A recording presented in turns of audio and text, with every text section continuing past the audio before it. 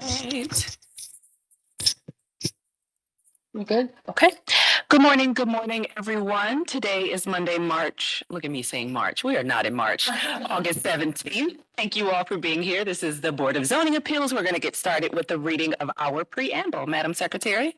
Good morning. My name is Liz Kukla. I'm the Secretary of the Board of Zoning Appeals, and I'm going to read the preamble for you this morning, this August 17th, 2026. In compliance with notification requirements of the city's open meeting law and section 101.021 of the codified ordinances of Cleveland, Ohio, 1976, notice of this meeting has been publicly posted. All boards and commissions under the purview of the city planning department conducts its meetings according to Robert's Rules of Order. Actions during the meeting will be taken by voice vote. Abstentions from any vote due to a conflict of interest should be stated for the record prior to the taking of any vote. In order to ensure that everyone participating in the meeting have the opportunity to be heard, we ask that you use the raise hand feature before asking a question or making a comment. The raise hand feature can be found in the participants panel on the desktop and mobile version and activated by clicking the hand icon. Please wait for the chair or facilitator to recognize you and be sure to select unmute and announce yourself before you speak. When finished speaking, please lower your hand by clicking on the raise hand icon again and mute your microphone. We will also be utilizing the chat feature to communicate with participants. The chat feature can be activated by clicking the chat button located on the bottom of the WebEx screen. Please note that call-in users can unmute by using *6. All meeting activity is being recorded via the WebEx platform. These proceedings are also being live streamed via YouTube for public view. We have provided a link to the meeting for those who wish to speak on a particular case via our website and email. All requests to speak on a particular matter have been considered. We've also received emails from those who provided written comment on a particular matter. Madam Chair, I'd also like to read the order of the hearing and the rules of the hearing. Okay. The order of the hearing are as follows. First, the description of the case will be read into the record. Any person wishing to speak on the matter will be sworn in. The secretary will read the history of the property. Project team will then present their proposal. Board members will have the opportunity to ask questions. Those in favor of the project will have the opportunity to speak. Those in opposition of the project will have the opportunity to speak. The secretary will read any written correspondence. City Planning Commission will give their recommendation. Council member, if present, will give comments. Project team may respond to any comments made by other parties. Board members may ask additional questions, suggestions, and/or suggest conditions, and the motion will be made and seconded, and the secretary will call the roll. The rules of the hearing are as follows. Please speak clearly for the record. Our court reporter can only record one voice at a time. Do not speak unless recognized by the chair. All conversations must go through the chair. No back and forth conversations, please. Hold your comments until the speaker is done speaking, and at the request of the chair, comments may be limited to 2 minutes. Back to you, Madam Chair. All right, thank you for that. I'll go ahead and review the procedures for conducting public meetings during substantial disruptions. This is the meeting of the City of Cleveland's Board of Zoning Appeals. It is a lawful meeting. Under Section 605.04 of the codified ordinances, no person with purpose to prevent or disrupt a lawful meeting shall do any act which obstructs or interferes with the due conduct of such meeting. Members of the public may provide public comment if required by law in accordance with our rules, and sometimes at the discretion of the chair. Disruptions include, but are not limited to, speaking out of turn and/or making loud utterances that interfere with the due conduct of this lawful meeting may constitute a misdemeanor and a violation of Section 605.04. If this meeting is substantially disrupted, I will call for a recess and the room will be cleared. Persons who violate the city ordinances and commit misdemeanors may be subject to prosecution. When this body is able to return to recess, then in compliance with the Ohio Open Meeting Act, if applicable, in Section 101.021 of the codified ordinances, the meeting will be open to the public. And with that being said, we'll call the roll, please. Mr. Madison? Present. Tolzer? Present. Ms. Roca? Present. Ms. Faith? Present. Ms. Wilson? Present. I'm sure we have a full quorum.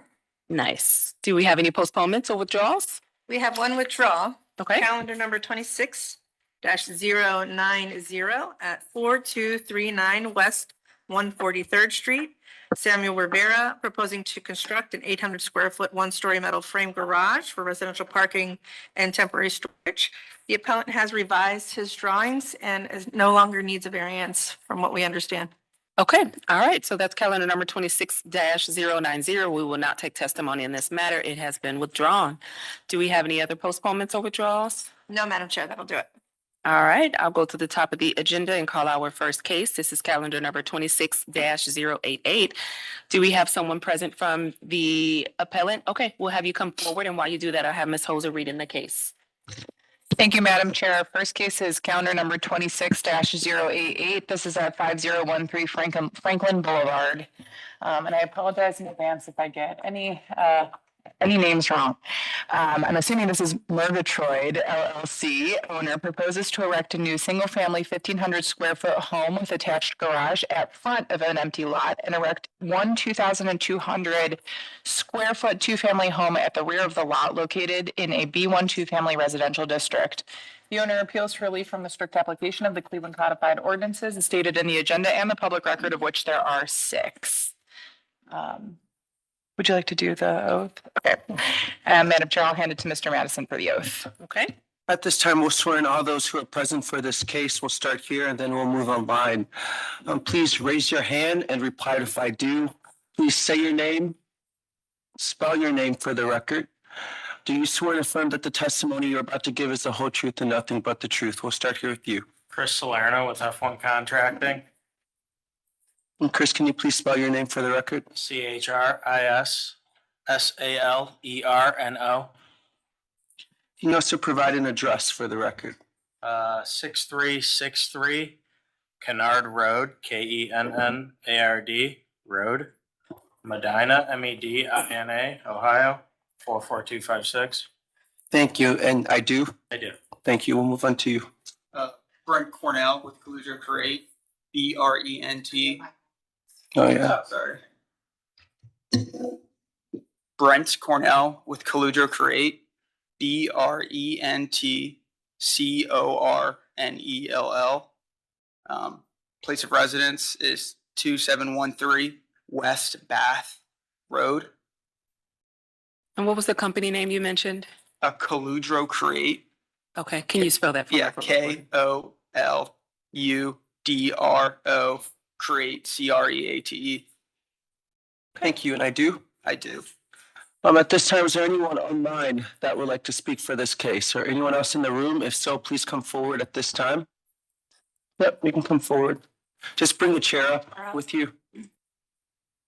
So bring up several chairs. There's some up here in the front row you can just take.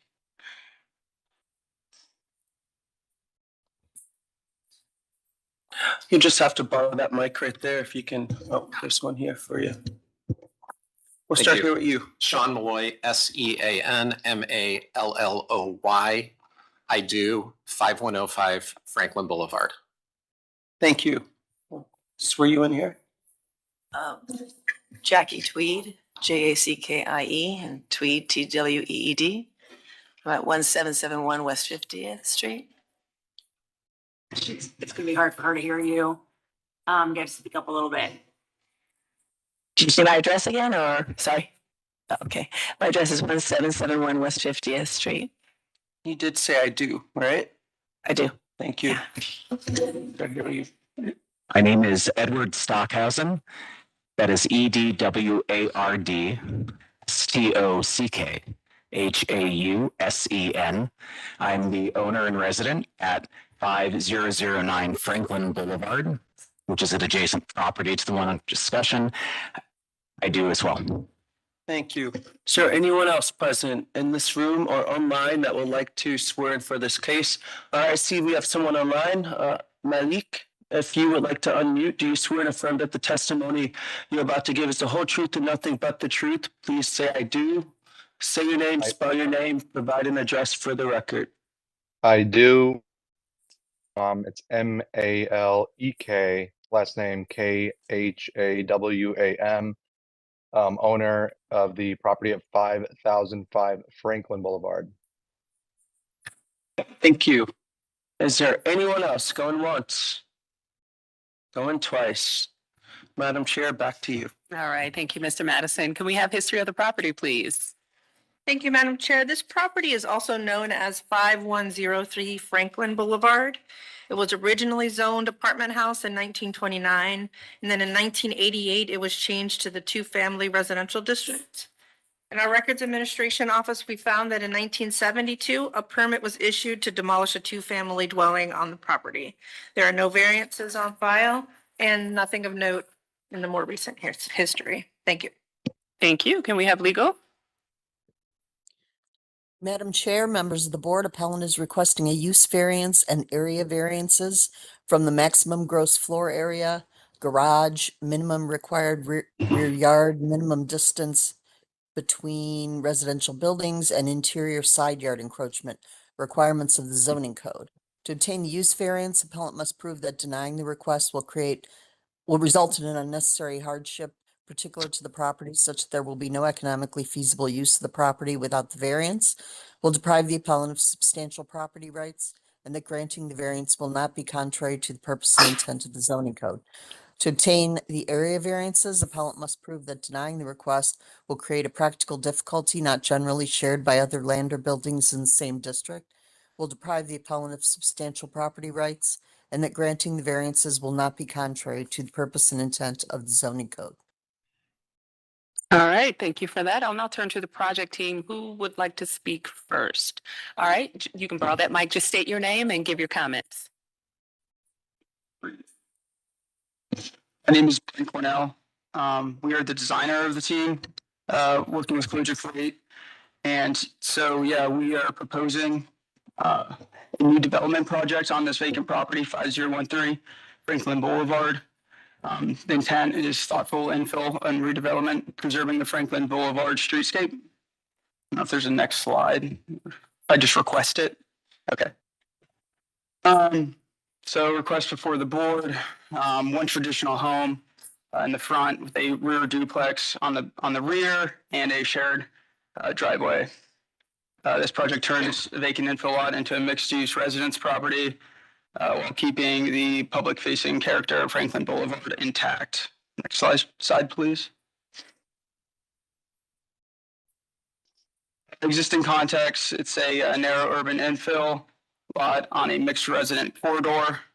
You can kind of see the concentration of housing there in general, and some photos on the right of the existing condition, as well as some neighboring structures directly by the lot. Next slide, please. So the site plan solves the design problem. The variance result from a layout design is to protect the public streetscape is really an intent. Front home first. That's why we're really trying to make it similar to the other residents on the road. And then the rear house second, trying to keep it less mass and less visual appealing as the front, but shared access throughout. So make sure that whoever is residing in the premises can still have access to the road. So that's with the driveway and the intent with the walkway.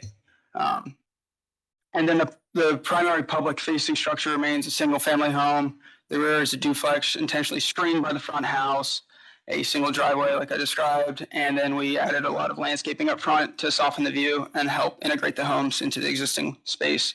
Next slide, please.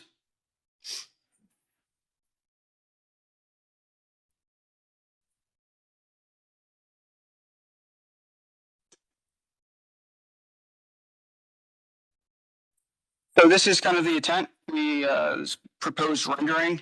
You can see from the sidewalk facing the vacant lot. The one house on the left, yellow, is currently there, and green and beige house, or the sage house, is what we intend. You can kind of see the single family residence as well as the rear duplex from this vantage point. A lot of the characteristics that we're trying to copy: front porch, roof line, siding, windows, landscaping, and scale mostly to the street facing side. So that's what was most crucial for our design. Next slide, please. So yeah, presentation's objective is to answer 3 questions that the board must evaluate: practical difficulty, substantial property rights, and purpose of intent. Next slide, please. So practical difficulty. The difficulty is preserving the streetscape while developing on a very narrow piece of land and keeping it mixed use. is not, the practical difficulty is not desire to maximize density. It is the challenge of creating a compatible development on this specific parcel while maintaining the Franklin Boulevard streetscape. Next slide, please. Substantial property rights. I should not read that. It's getting so small. Allows reasonable residential use while preserving neighborhood characteristic. Without the requested variance, the property cannot be developed in this balanced manner. A traditional home at the street, adding housing behind it, and a single coordination site plan. This was our best attempt at trying to facilitate housing that matches the district with the concentration amount of people making a multi-family use. This is what we believe the best design proposed for what's currently there. It's reasonable residential use of the vacant land, maintains the public facing character of the block, avoids a large front massing approach. We intentionally raise the roof to hide the rear structure as much as we can, simplified the rear structure with a shed roof, like you saw in that rendering, to minimize its actual visibility from the road, and using the site to reduce the impact from Franklin Boulevard. So that is that intent. Next slide, please.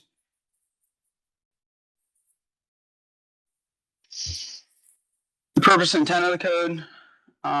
The proposal protects the neighborhood while returning a vacant lot to the residents and allowing somebody to live in Ohio City. Design keeps the street facing experience residential, traditional, and most importantly, compatible. Preserves the rhythm and characters of Franklin Boulevard, places additional density behind the public facing home, improves the lot with landscaping and durable materials, uses consolidation access rather than multiple driveways, and fits with a corridor that already contains a mix of residential forms. Next slide, please. These are the 6 variances that we're requesting that she described at the beginning. I'll just briefly go over them again, but use, it's currently single family. The request is single family front home with a rear town or duplex, really. Essentially, it is only a 2-family residence, but we're requesting to have it multifamily. The floor area being 3,500 square feet proposed. Based off the lot size, we should only be technically 3,000, so the request is for 500 additional feet. The garage setback, I believe it is 72 feet along those lines. 71, thank you. So we're requesting a variance for that as well. And the rear yard setback, that is 50 feet required, and we're requesting, and we only provide 6, so a variance of 34 feet. Building separation, 6 feet proposed. Okay, that's the building separation. The rear yard, it's 26 feet is a setback, and we only provide 12'8". So the variance we're requesting is 13.4. And then the AC unit on the side yard is the other one that we're requesting, which we can try to redesign as much as possible. But that is the requested variances. Next slide, please. Either relief is minimum necessary. The project avoids the more disruptive alternative, placing a larger, more intense structure at the street. Instead, the plan keeps the street-facing home traditional and moves the additional home to the inward. That choice creates the need for relief, but also reduces the visual and neighborhood impact. Next slide, please. So before and after, on the left, existing vacant lot, and then once again on the right, proposed new development. Next slide, please.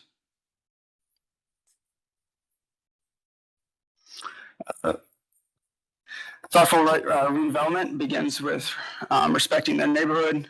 Every decision in this proposal was made with the goal in preserving Franklin Boulevard place additional housing behind the public facing home, and develop the vacant lot into a compatible way. Thank you.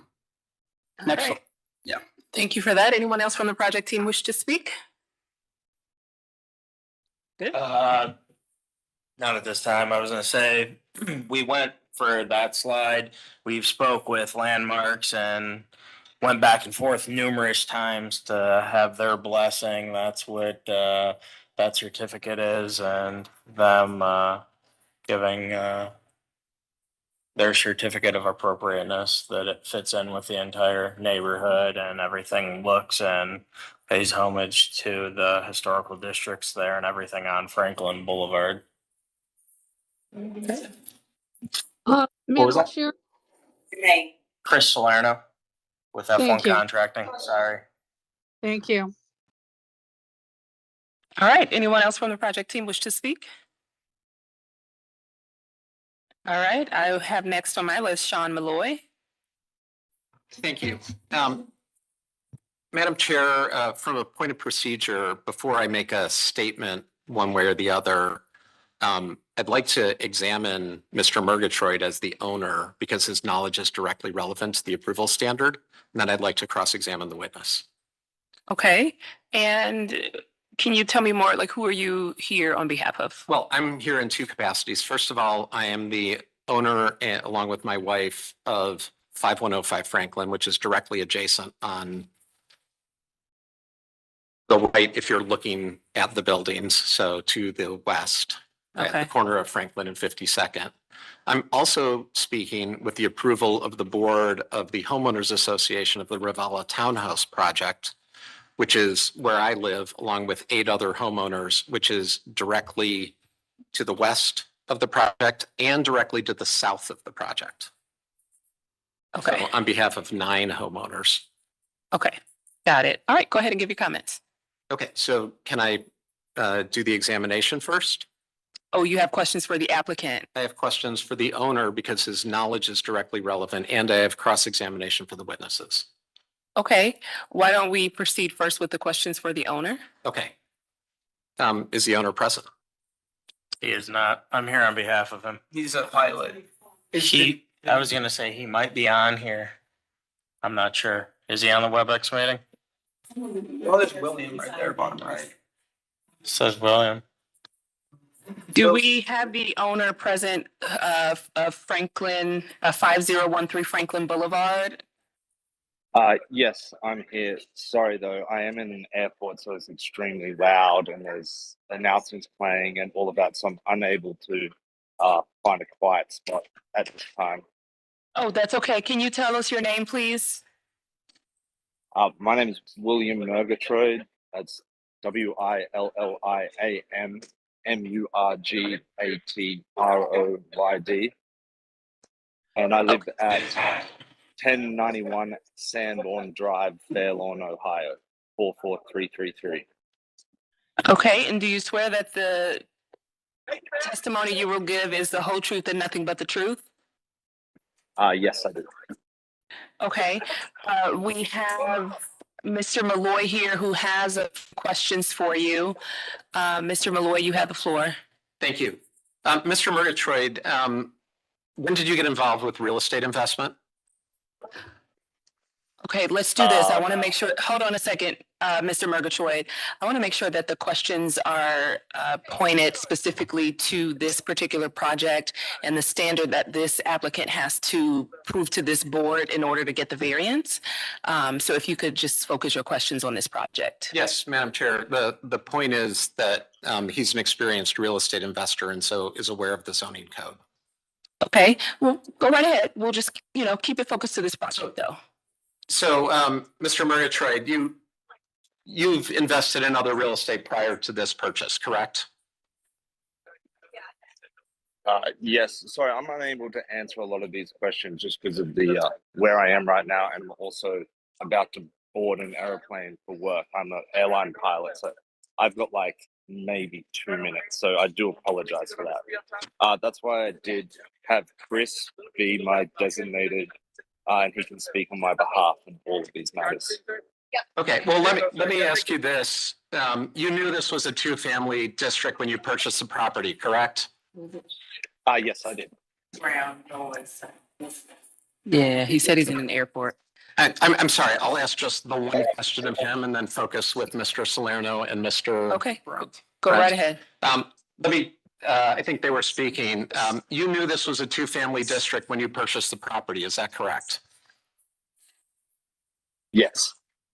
Okay, thank you. I guess we won't be able to ask any more questions of Mr. Murgatroyd.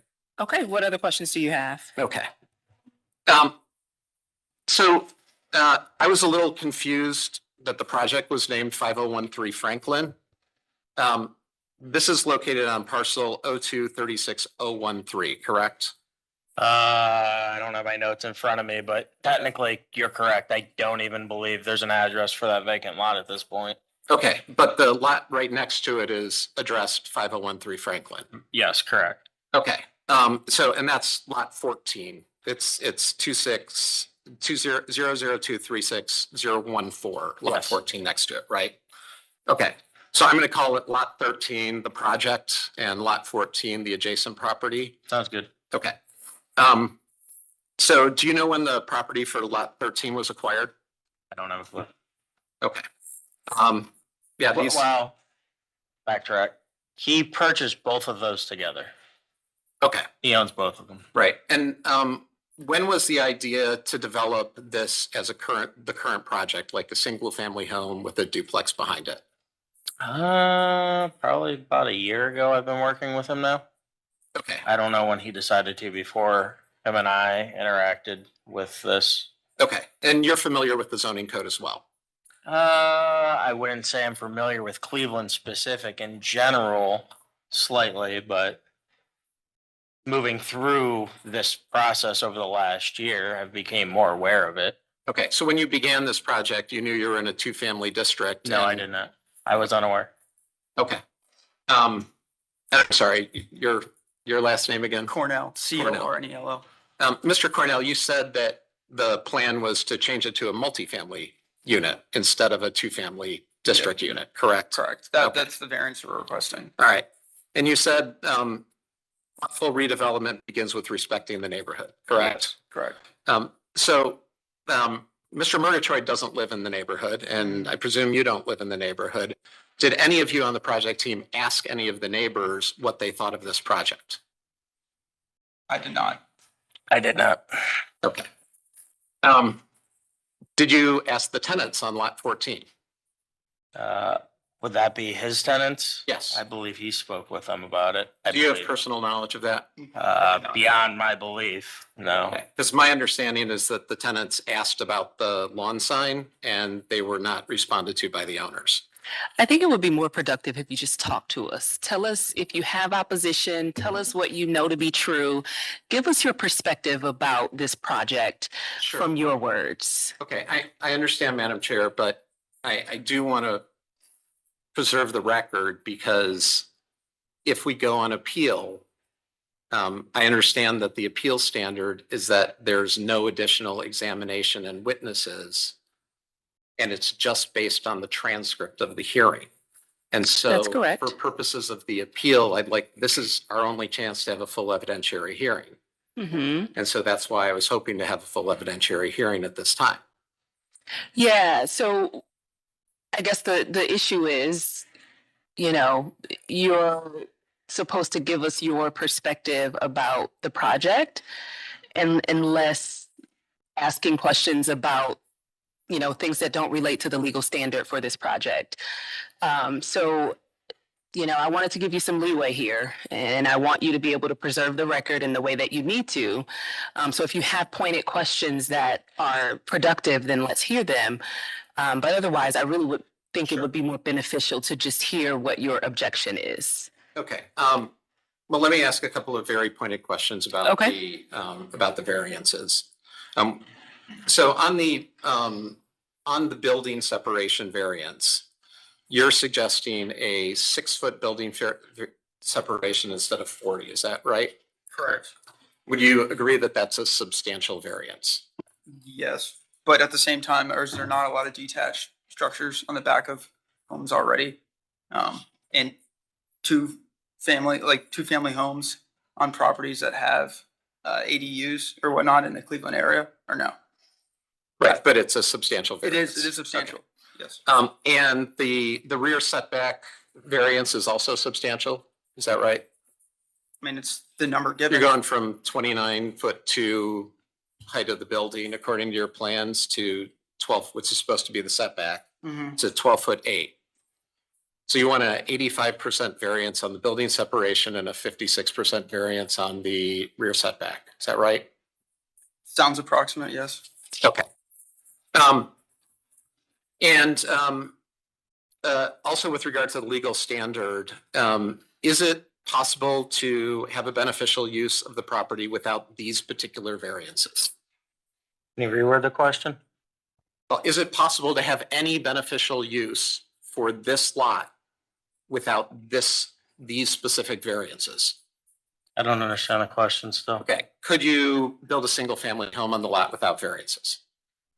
Yeah, but it's not zone single family.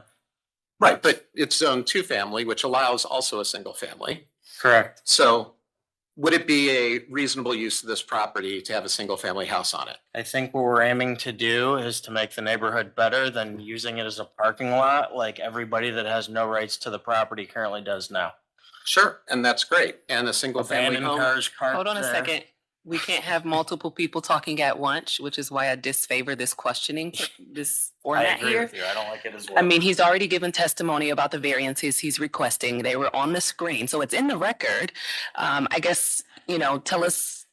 Madam Chair, part of the Duncan standard is that they have to show that there could be no other beneficial or reasonable rate of return for using the property. So I'm asking questions about whether they've considered those. If the answer is they haven't considered any other property use, that's fine. Then they have no evidence that there could be a reasonable use other than the current When you project. guys developed these plans that you've presented to the board today, had you considered any other iteration of the plan? There's been many iterations, and these final plans are what meetings twice a month, every month with landmarks and the historical Ohio City came up with. Our first iteration of what we had there is nothing like this. Okay, This and was everything to make everything match the neighborhood as best possible. why not just choose to build a single-family home? I am not sure. Was that ever a part of the plan to build a single-family home? I don't believe so. So the only plans you've considered at this time is multifamily on this particular lot. Is that fair to say? Potentially, I can't speak on behalf of Yeah. William. Okay. Speaking on behalf of your own involvement, is the only thing you've considered, has it only been Multiple, yes. multifamily property? Okay.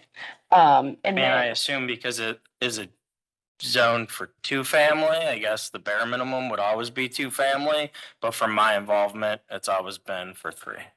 okay. Now, based on what you know about this project, is there any opportunity to gain a return on this project if you only did single family or even two family?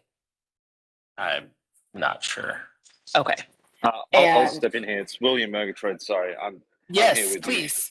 I know a little more of the numbers, and with the residents all around, trying to be as reasonable as possible with regards to rents and using the land to make a vibrant community. A part of a vibrant community is density, and I think the person that was asking the questions around, he would also understand that living in a big commercial property, that density is vibrancy, and the more vibrancy you have in a city, that's why you want to live in the inner city.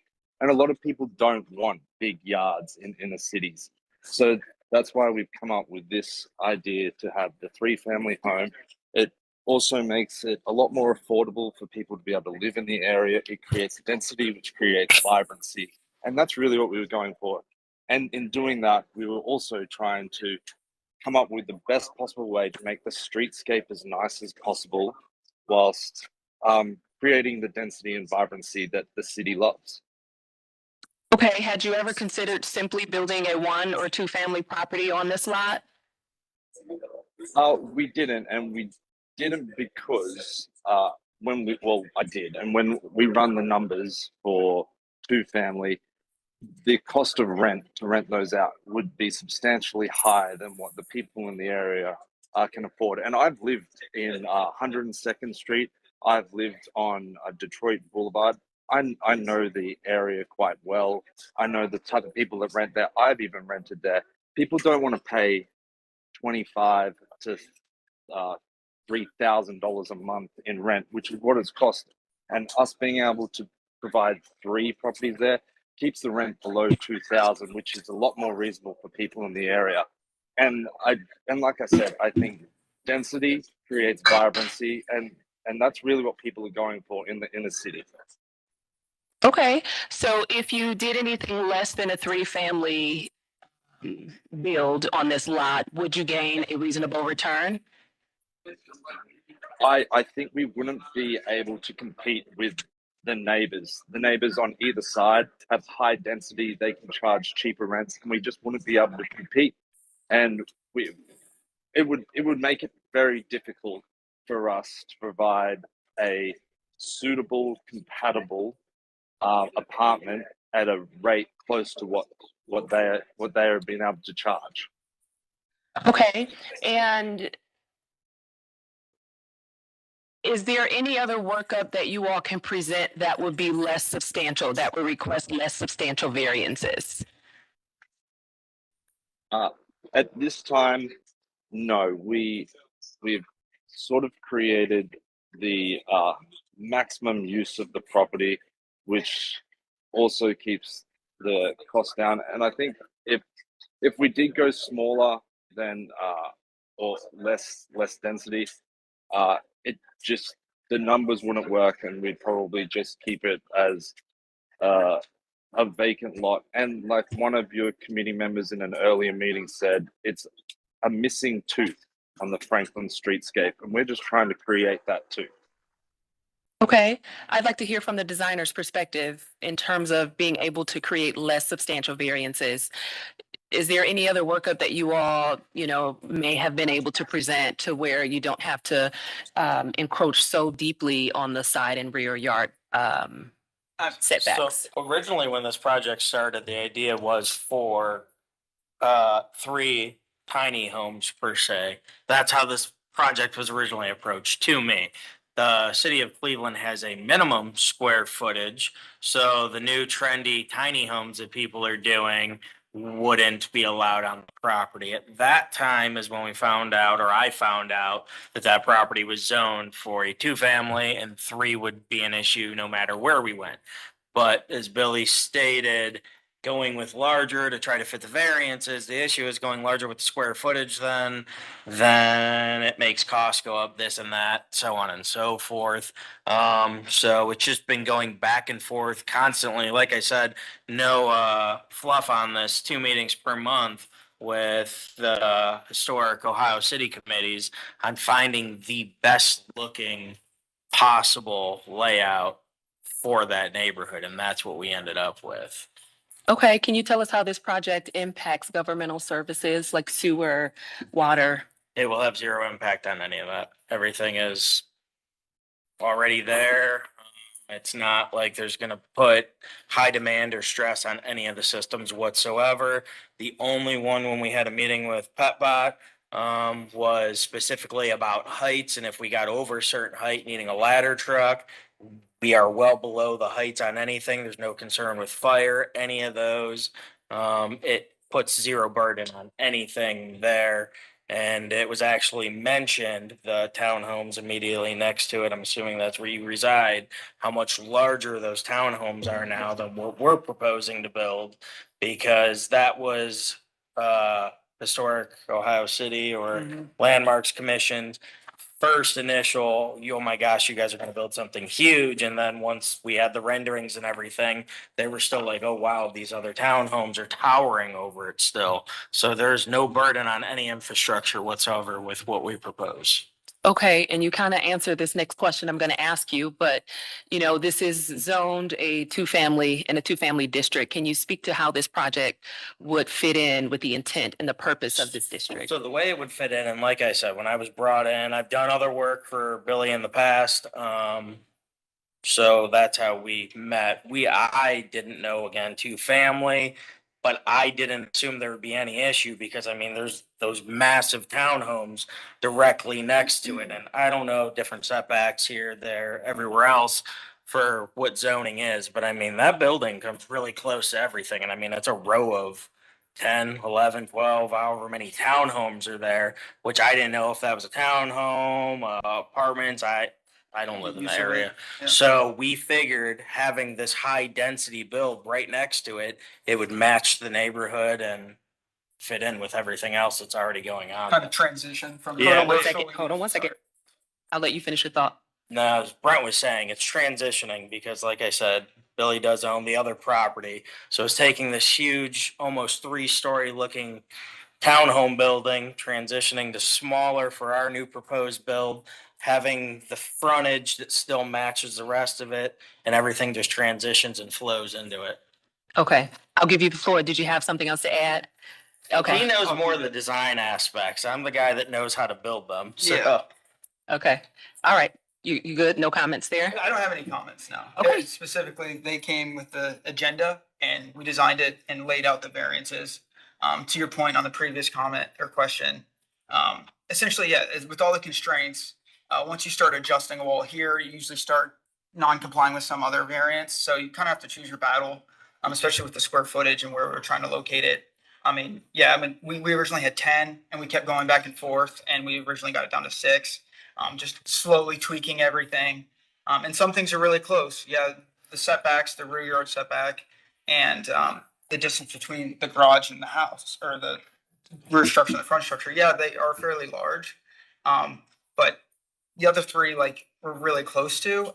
So I know there's the variances and they're set for a reason. But we're also trying to just like be as rational as we can with the property. And that was our intent, but. Now, when it comes to the condenser unit that is in the, I believe, side yard, had you all considered placing it anywhere else that would fit with the zoning code? So we actually didn't think we would need a variance, and I don't know if it was Brent or somebody else on their team. So the way it usually is from the side of a property, let's say you have to be 5-foot setback on it. If that condenser is sitting on the ground, then that's the issue. If you lift it up off the ground and it's mounted to the building, same with overhangs on soffits or anything, goes from the wall, not the overhang. So we didn't actually think that we would need a variance for that. We did consider moving them around in between the two buildings. That interferes with the setbacks. But that 6 foot, didn't it come from somebody's original recommendation of building code, but then they found Yeah. out the zoning code. So that's where that 6 foot was. That's for building code. But then Cleveland zoning code has a much larger gap. But originally we were going to put them over there, move them up possibly. But again, going back and forth numerous times, that side lifted up off the ground seemed like. It's against the fence, right? Yeah. Sorry for. No, you're good. All right, so it's against the fence, and then you have the commercial property on the other side. That is, in our ideas, most practical location. Otherwise, it's on the front side where all the residents enter the space, or it's between the two units. There's really just no other location for it. We can make it work if you want to attach it to the roof or something, but I think that's more of an eyesore than anything. If anything is tucked away, we're still providing 5 feet against the property line for emergency personnel to get through and back. It's just, that was the intent, but it is in the side yard encroachment. That's why we were requesting it. Okay, understood. Mr. Malloy, I've kind of hijacked your Duncan factors, but hopefully that No gets problem. your things on the Couple record. other quick questions. There's 2 big trees on the property. You're gonna have to knock them both down, right? We might be able to retain one. We did speak with, while going with landmarks and everything else, due to the size of the property and everything. What's the other committee about the greenery there? I can't remember what the name of it is. I apologize. Okay. Whatever that committee is, they had no concerns. Historic. No, it's not historic. There's something about the shrubbery and trees. Yeah, we made a site Yeah, plan for it. I was gonna say they had no concern. So if we wanted to remove those trees, they had no issues with it. Okay. That's urban Now, forestry. Yep, Forestry, I that's what thought it so. is, urban Thank you. forestry. Now, I want you to know that our court reporter is taking down everything you say. Yep. So when there's multiple people going at once, understand. she gets a little, I didn't realize that's what Jammed she up. was doing. I That's thought it just exactly what covered she's doing. Reports from the microphones. I apologize. so if you could just say your thing and kind of pause, and then we'll acknowledge and I'm give not someone gonna else the lie, I'm a floor. general contractor. You're doing it again. Hold on a second. I don't want her to have a hard time over there. Understood. All right?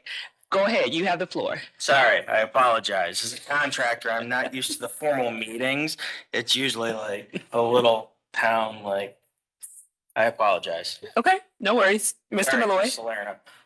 Okay, and the adjacent properties, right? There's two dwellings on the adjacent property, right? The yellow house and the red barn. Correct. Mr. Burgetrich can answer if you can't. And are those both certified as dwellings under the Cleveland Code? Mhm. They are? Mm-hmm. I'd like to introduce I know. what's on the screen right now, which I sent to Ms. Jones last week, which shows that on lot 14, there is only one permitted building and a garage, Okay, which goes to the fact that the current owner is currently violating codes without getting variances on the property next door. okay. Um,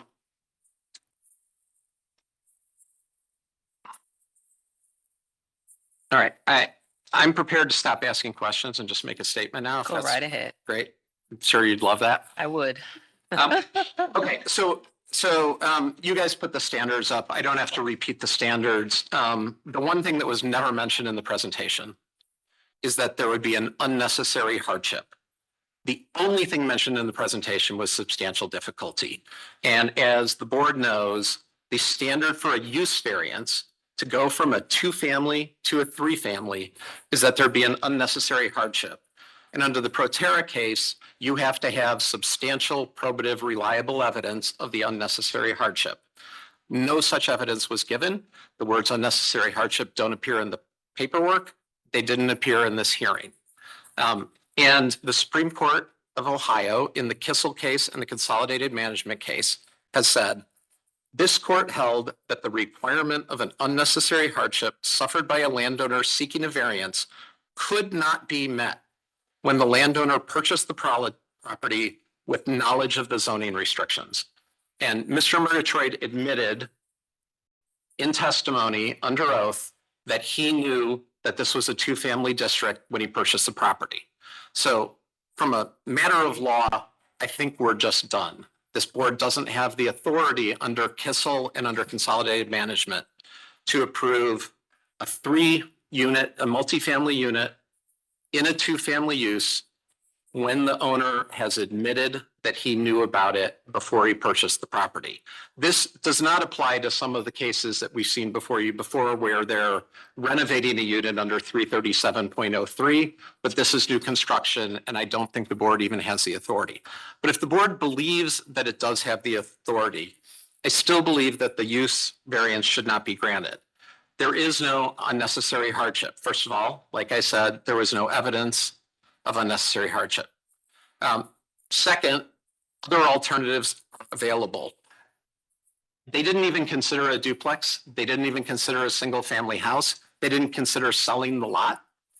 The Consolidated Management, the Supreme Court stated, the mere fact that a Pelley's property cannot be put to a more profitable use does not in itself establish an unnecessary hardship where less profitable alternatives are available within the zoning classification. That's page 242 of the Consolidated Management case.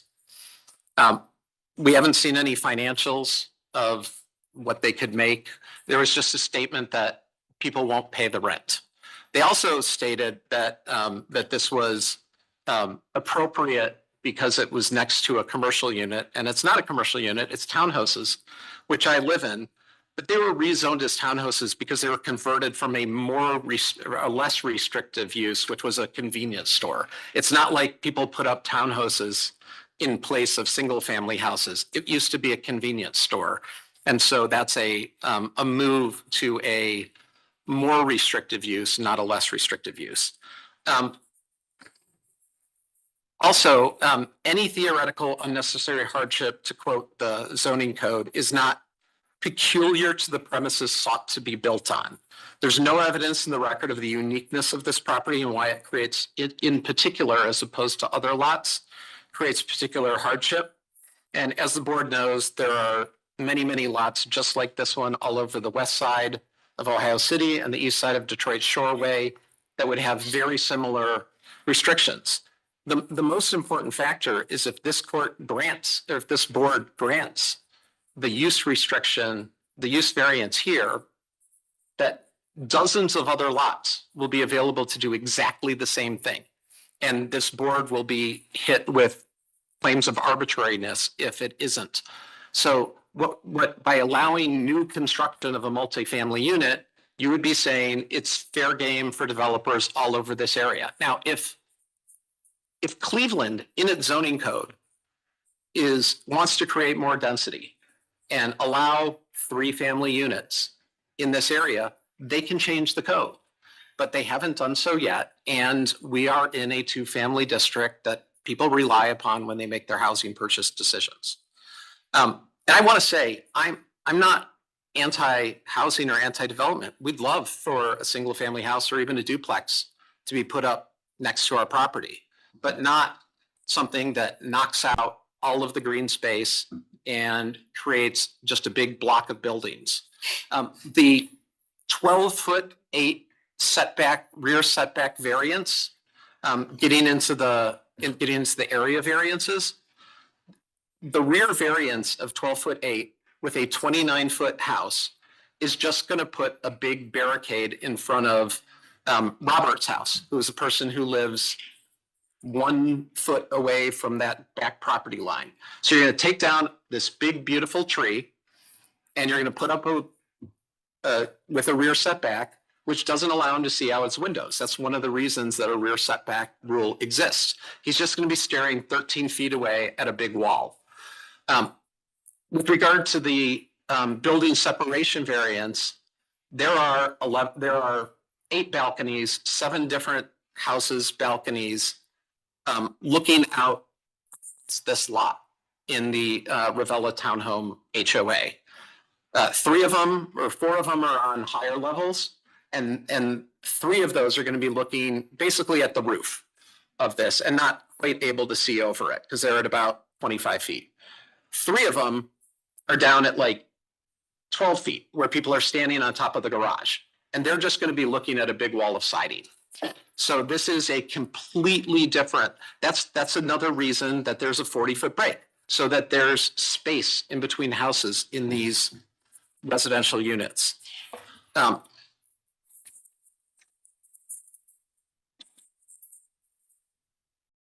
square footage is a little bigger. It's not a substantial variance with regard to the rear setback and the building variance. The witnesses admitted that it was a substantial variance, which is one of the Duncan factors. So when you look at the Duncan factors, number 1, whether the property will yield a reasonable return or there could be any beneficial use without the variance. Obviously, you could build a single family home. You could build a duplex. You could sell the lot. The tax value of the property next to it is $280,000. He bought them together for $320,000. His investment in the lot is $40,000. I'll buy it tomorrow from him for $45,000 if he wants to keep this from being built. Whether the variance is substantial, yes, with regard to 2 of the variances, no on 1. Whether the essential character of the neighborhood would be substantially altered or nearby properties will suffer. I've talked about how the nearby properties will suffer. We're going to have much less space. We're going to have trees knocked down. We're going to have big walls of siding in front of the rest of the residents. And with regard to essential character, sure, this one unit won't create a difference for the essential character of the neighborhood, but allowing it will make it open season so that the essential character of the neighborhood could easily be changed. Government services, same thing, like not this unit, of course, but if there's 40 on West 52nd and West 50th that are allowed to do the same thing, then that'll impact government services.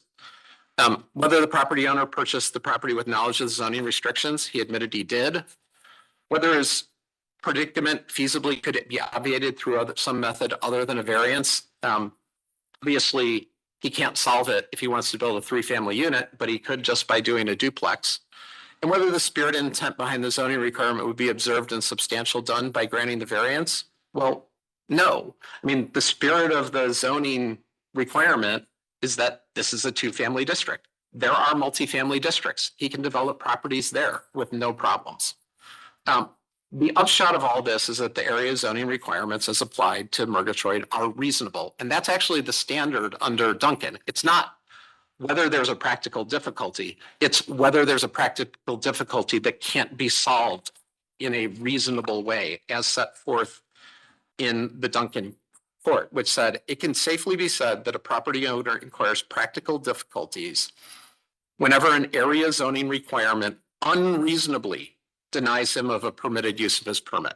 This is not an unreasonable denial of the use of the property. As a final point, I wanted to point out that we didn't actually get written notice of this hearing. We only were able to find out when we saw the yard sign on Wednesday, August 12th. So we could have developed more evidence of our own as opposed to just reacting to their evidence. Ms. Jones sent me the service list and it has my address as 1767 West 52nd Street, which it is not. My address is 5105 Franklin, and there was nothing addressed to that.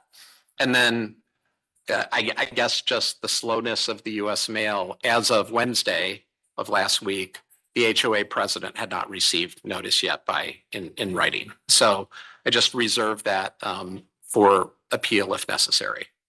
So in conclusion, that I, as a homeowner and on behalf of the HOA, ask that the board deny the use and area variances. Okay, thank you for your comments. I'm going to ask Madam Secretary, even Ms. Jones, to address this service issue that has been raised. Would just like to confirm that all nearby residents were served with this variance notice. Yes, Madam Chair, our records show that 27 notices went out. So we did not receive, I don't see any returned mail. Okay, Can I show her? hold on 1 second. Let me make sure she's finished. Yes, we do not have any returned items. Okay, and what do you have? I have what Ms. Jones sent me, which is the service list. And on it, it says service number 236171 Malloy Sean D, 1767 West 52nd Street. I will note that that is not my address. My address is 5105 Franklin, and there is nothing on this sheet of paper that sends any notice to 5105 Franklin. Madam Chair, we get our records from the county auditor. That's the mailing list that we have. I mean, that's the mailing address that we received from the county.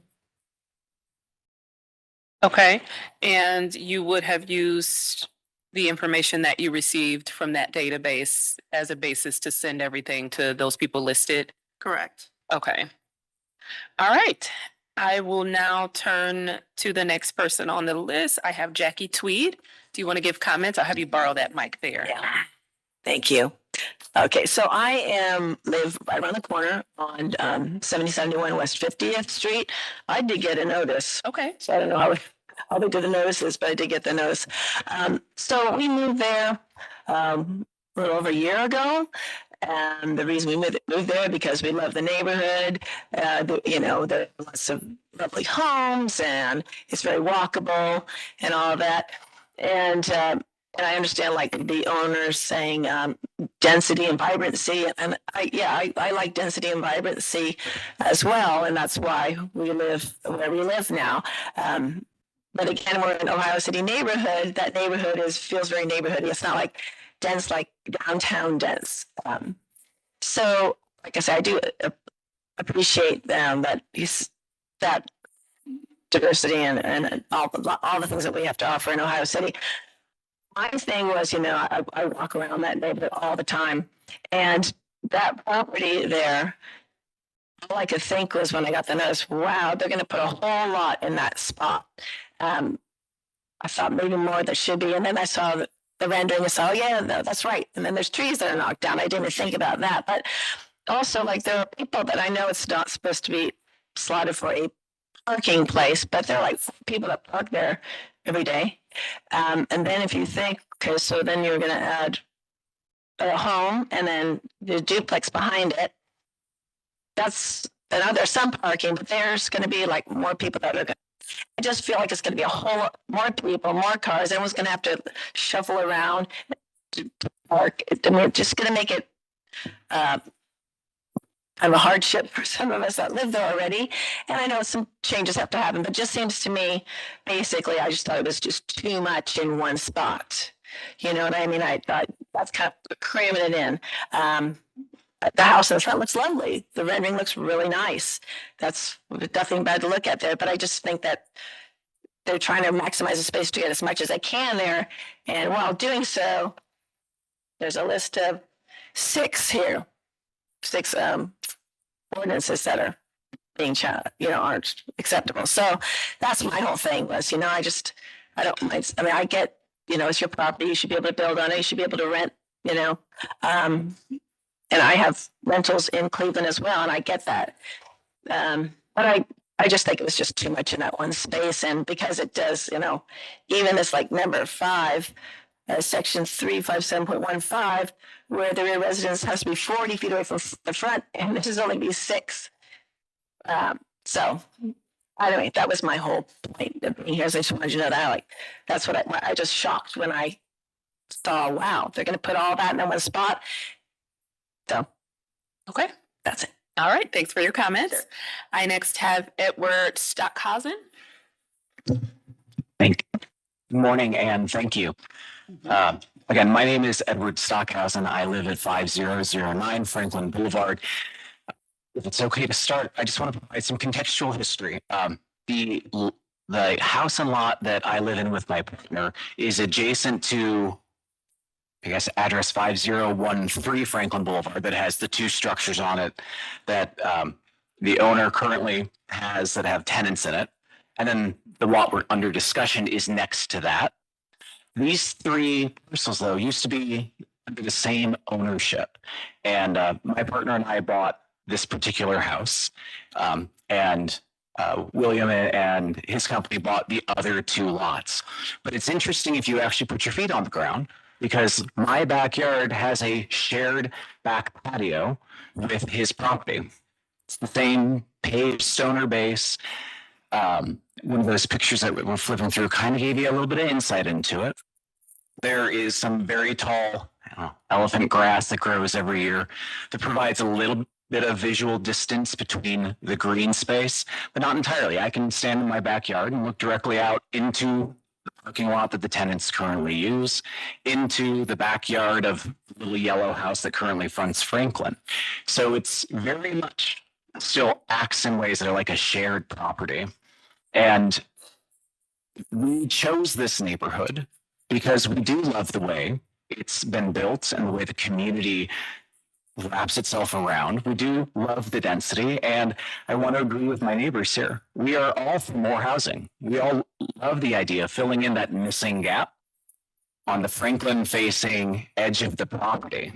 Whether that's a single family home or 2-family, either's great. It's in the zone code. We support that. My partner and I support that. And I know other neighbors on West 52nd Street who I've spoken to also support that. We all agree that's the right thing to do. It is about the perhaps overextended use of the lot and the plans under discussion where we disagree. One of the things we love about our neighborhood is the extensive canopy our trees provide. West 50th, West 52nd, they both have great tree canopies. Even Franklin, at least on our side of the street that we're all talking about, has a good tree canopy. I got a tree in our tree lawn recently to help extend it a little bit. What I'm concerned about with this plan is that not only are we overextending with it an additional structure, but it's the reduction of trees potentially, and probably the reduction of green and garden space on the property. You can see from the plan itself with the driveway, the lack of space around the building. So there's really not going to be any space for gardening or grass. But then you have to also think about those tenants in the other two buildings on the owner's other parcel. It's true, I see regularly 4 cars in that parking lot. It would be reasonable in the future, in order to maintain the ability to have tenants who want to feel safe in the neighborhood, so they have dedicated parking. You could see a world where that green space in between the two existing structures gets turned into additional parking. And then that might just be nothing but a long driveway, extended concrete. And that's where you start to lose the neighborhood flavor, which is there's very little garden or green space or grass. It's a lot of buildings and structures. And we've given up part of what makes this piece of the area between Ohio City and Detroit Shoreway really nice, which is it's consistent 1 and 2 family housing. It's preservation of trees, large mature trees, and houses that, yes, they do have yards and green space and gardens. These are the things that we love, that we chose to move into. We support more housing on this lot. It can definitely have a better and higher use than what's currently a parking lot and a garden that needs some love. And we would support those things. But I think you guys have heard that perhaps those alternatives haven't really been given full consideration. We'd love to provide feedback, but as a neighbor, this notice that I got in the mail was the first time that I heard any plans about changes to that lot. All right, thank you for your comments. So I'll give an opportunity to the appellants or the design team to respond to the comments that we have heard. Does anyone want to jump in or? Do you want to go first or you want me to? Before. Wait, actually, I think I have one more person that I may have skipped over. Don't kill me. Okay, yes. I think it's Malik or Malik? Malik, I'm sorry about that. You have the floor, Malik. Go ahead and state your name and give your comments. Hi there, Malik Kawam. Are you able to hear me okay? Yep, we can hear you fine. Okay, thank you so much. So I'm also in favor of expanded housing, increasing housing and density.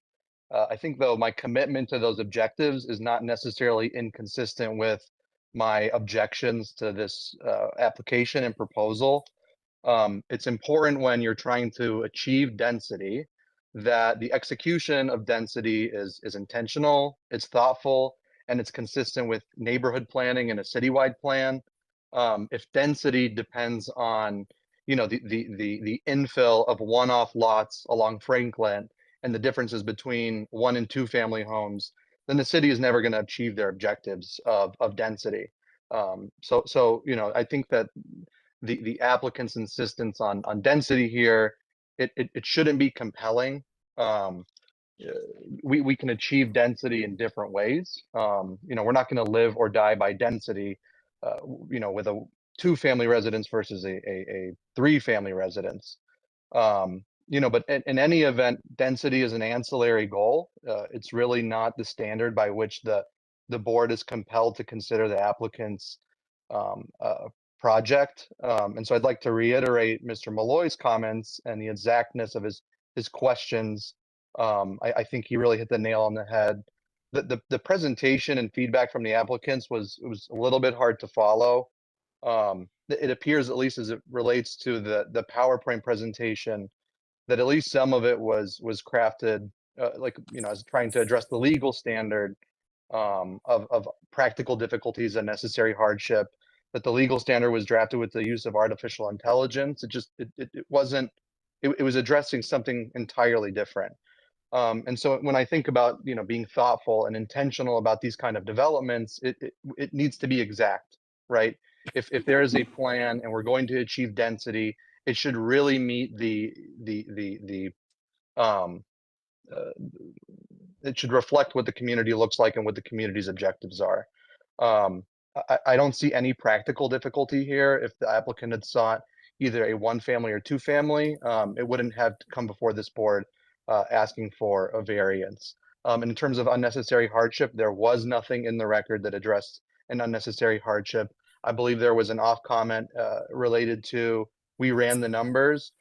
I mean, if that's the case, those numbers should have been brought to the board, and the board should have to consider them for their merits.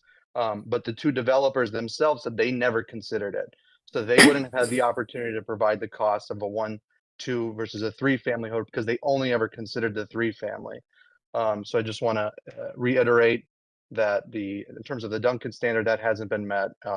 And this plan really doesn't look like it meets the visual or other objectives of the neighborhood's needs.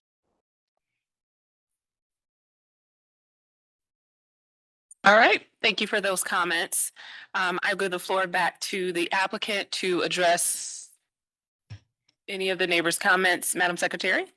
I do have an email from the councilman and an email from the planner. If you'd like Okay, those now. yes, please. Okay.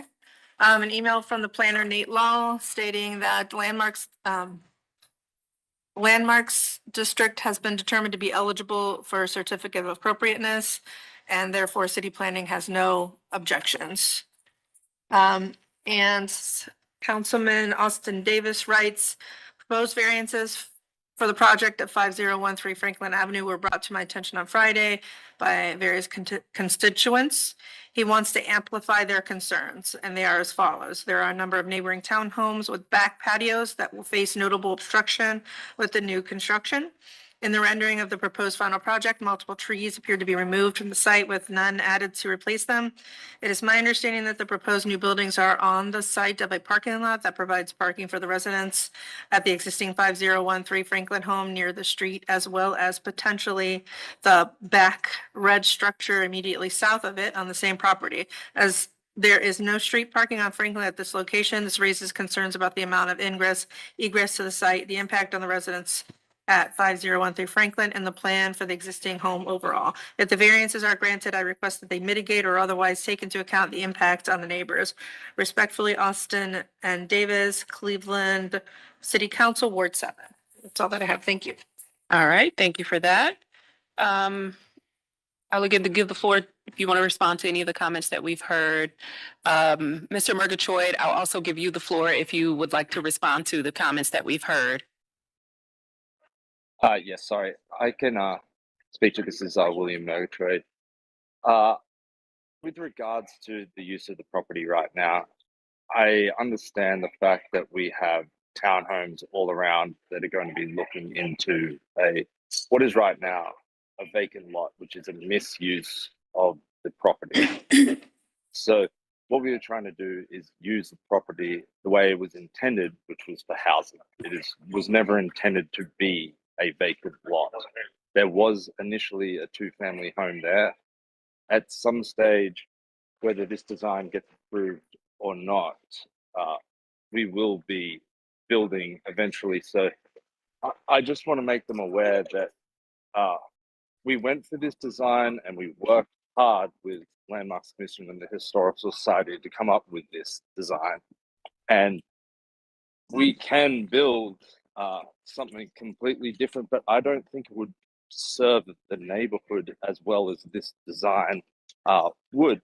And by saying that, I would just design a 4-bedroom, 2.5 bath, 3-story duplex on the property that would be a big massing structure, wouldn't require any variances, and in my opinion would be much, much worse. And I think when we came up with this design with the Historical Society, in the many meetings we had, they said that they didn't want that.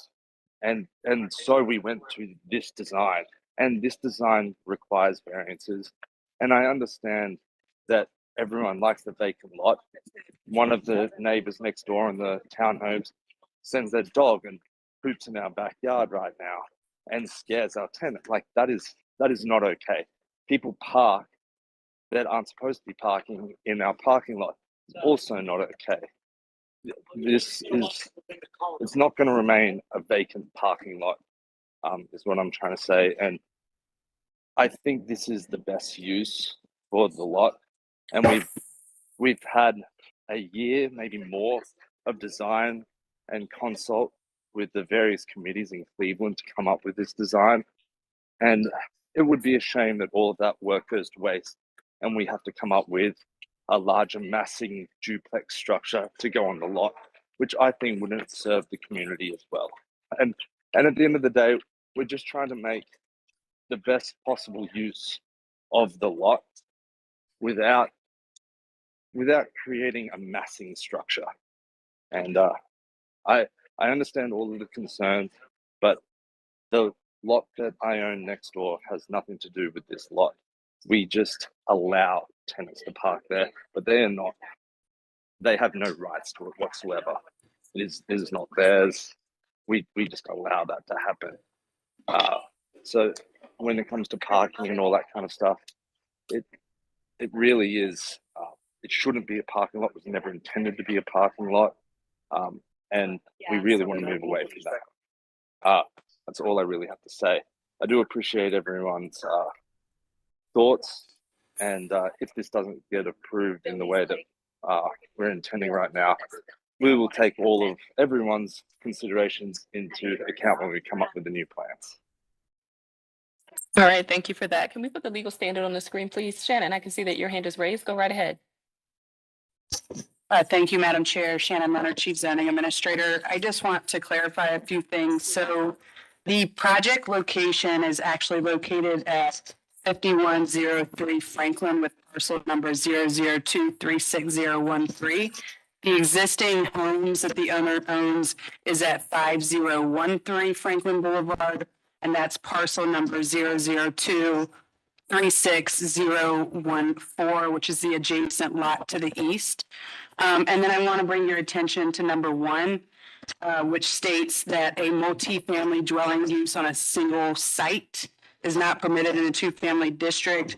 The proposed 3-family dwelling use on a single site is first permitted in multifamily residential district. And I just want to clarify that our zoning section is currently relatively new and is still in training. And so that this is actually not a multifamily dwelling use on a lot.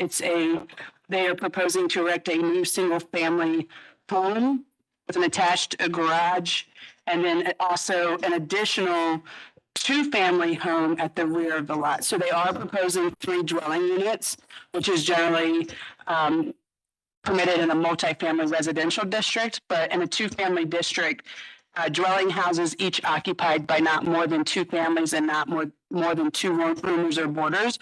So essentially they're proposing a single family home and a 2-family home. I believe they need the area variances. They're not proposing a multifamily dwelling unit at this location. I was like, ooh, it went right over. Can you clarify that? Because I've understood this entire time that they are proposing multifamily use, but am I hearing that that is not the way this is to be interpreted? No, they are proposing 1 single family home and then a rear building of a 2-family home. And so in a 2-family district, you're allowed to have dwelling houses each occupied by not more than 2 families. So multifamily, like a 3-family dwelling unit, is first permitted in multifamily. Here they're proposing 1 single family dwelling unit and 1 2-family dwelling unit. They need the variances, the area and dimensional standards for the lot itself. But they And the don't homes. need a use variance. I do not believe they need a use variance. That's correct. Correct. 1 is incorrect. That's correct. Okay. Thank you for clarifying that. Yes, ma'am. Does that conclude your comment, or do you have more? Yeah, that concludes my comments. Okay. All right, perfect. So with that instruction, it appears that the single family home with the 2-family home in the back is permitted from a use perspective. So this board will then consider variance numbers 2 through 6, which are all area variances, and we will consider that under the practical difficulty standard in conjunction with the Duncan factors. So with that being said, are there any questions from the board? Yes, Madam Chair, I have a question. So in Mr. Murgatroyd's last comment, he mentioned that he owns the lot next door that has a single family home on the front part of the lot and another home on the back part of the lot. I don't know how many dwelling units are in that home. From the map, it looks like these 2 adjacent lots are somewhat similar in size. So either to Mr. Murgatroyd or to the building team, is there anything that's unique about this particular lot that you're in front of us today on that necessitates you building this proposed project on this particular lot? Is the lot unique in some way that you need these variances, these area variances to build in this manner? I'll see if Billy wants to chime in. I can chime in on this one. It's William Murgatroyd here. So again, going back to the Historical Society and the Landmarks Commission and spending a year with them developing these plans, they really wanted a front-facing home. And that was really the difficulty of this. We require, or we would like density to create the vibrancy. All the places around there are zoned multifamily or are multifamily use, a lot of them. So not all, but a fair substantial amount of our properties in the area are multifamily. So we were just trying to stay in step with that. And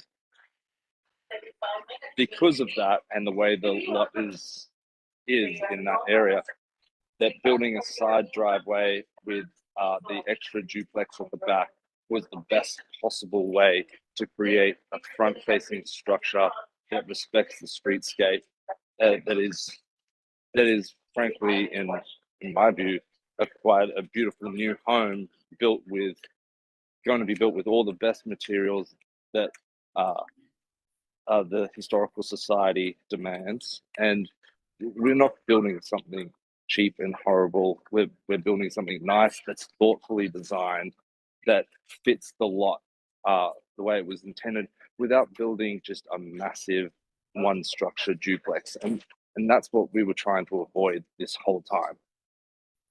And that's what the city of Cleveland was trying to avoid when we were sitting in those meetings. And I do believe having a single family home at the front was really the difficulty of being able to do that and creating the density that is required to make a project like this viable. Sure. Okay. Thank Hold you. on one second. Can we put the legal standard back on the screen? I want to make sure that you can see it and that we are pointedly answering that question. So if we look at the 1, 2, 3rd paragraph, it says to obtain the variances, appellant must prove that denying the request will create a practical difficulty not generally shared by other land or buildings in the same district. So I think Ms. Roca's question is to this particular prong of the legal standard. So with that on the screen, hopefully that will kind of clarify the question for you, Mr. Murgatroyd. So is there any, practical difficulties that any other lot would not face that is unique to your particular parcel that you can state to the board? Yes, that it is Franklin Boulevard, an historic area, and the historic committee of this time would really like a single family home be the front facing structure, and they were not worried about the density behind after we created that. And there is density all around, so that the lot could hold just a single duplex in there across the whole lot, and that would be approved without variances, and we could have done that, but the Historical Society sort of wanted to move away from that and really liked this design, and it was over a year developing this. Okay. Can I just follow up? Go right ahead. So I am speaking to this first prong, and I'm hoping to get more clarity on this question. So, and let's just use your adjacent lot as an example. On your adjacent lot, you have a single family home in the front. So you've met what you state the Historic Society wants, which is a single family home on the front facing part of Franklin Boulevard, which is in line with the rest of the homes on Franklin Boulevard. So I understand why they would have advocated for that. But on the back of that lot, which it seems to be similarly situated to the lot you're trying to build on now, you have another structure, but it is much smaller in terms of size and scope and size and scope, to what you're proposing today. So is there anything unique about this particular lot that you have, that you're trying to build on today, that you couldn't have a smaller structure on the back and still do this project? I can answer this question Okay. if Billy wants to take a pause. Chris Salerno, F1 Contracting. So the practical difficulty is that we couldn't build anything different and meet the standards of the historical districts and still have a two-family dwelling, which is why we now have the single-family dwelling at the front to show the historic features of the neighborhood. Wouldn't be possible with a standard building codes nowadays, the minimum square footage, so on and so forth. But everybody keeps liking to go back to talking about parking in the neighborhood, and everybody hasn't brought up, we are taking care of that problem for this new build, that will be 4 inside parking spots, garages for these new tenants. I'm gonna get to the garage, don't Nobody worry. else on this neighborhood has. Like, even the other property that Billy owns, there's no proper parking. And like somebody else stated, there's no street parking on Franklin. I apologize, I don't remember your name. He brought up about possibly filling in their only green space if future needed with parking spots. Probably 9 months ago, somebody on the historic board brought it up. They were worried about parking. That was in a drawing. We didn't want to do it. And then somebody else brought up, that's not really our problem. Don't look at this other lot like we have anything to do with it. So for practical difficulty, we wouldn't be able to give parking for 4 vehicles on this lot and still provide that amount of living Okay. space. Okay, so that's helpful. So what, and correct me if I'm wrong, what I'm hearing you say is that it's not the uniqueness of the lot that is causing you to build these plans as proposed. It is because you want to provide parking for all units on this lot, and that is what is causing the massing on the back building to be much larger. Is that correct? Parking plus other zoning standards, minimum square footage is required, so on and so forth, while still keeping the concept and the build structure and design matching the Franklin Boulevard neighborhood. Seems to me that is particular to the lot. Are you hearing that in a different way? Well, I guess I will ask a question. So if you were to not have parking, then you would need a variance for parking. Is that correct? So if you were to change the massing of your project, in the back structure to not provide parking, then you may need a variance for parking. So To my understanding, yes. No? If they're in a TOD, they would not need a variance for parking. Oh, okay, it's the TOD. Okay, all right. Enough about that. Then I think I have my question answered. that was that was for the massing size of the buildings. Yes. Because it's for the back 2-family home, the parking is technically first floor. Okay, I did want to get to that. So you do need a variance for the garage. Number 3, which states the attached garages on the interior lots must be located in the rear half of the lot. We haven't heard much, if any, testimony about the placement of the garages or why you made the decisions that you did in that regard. So if you could provide some color to that. Yep, as stated, everybody seems to be pretty concerned about parking there, and once this neighborhood favorite parking lot disappears, it sounds like there will be concern. So that was our concern in wanting to help all the residents in that area, especially new families that are going to move in. So we accounted for parking there. Brent could speak more on the design of it.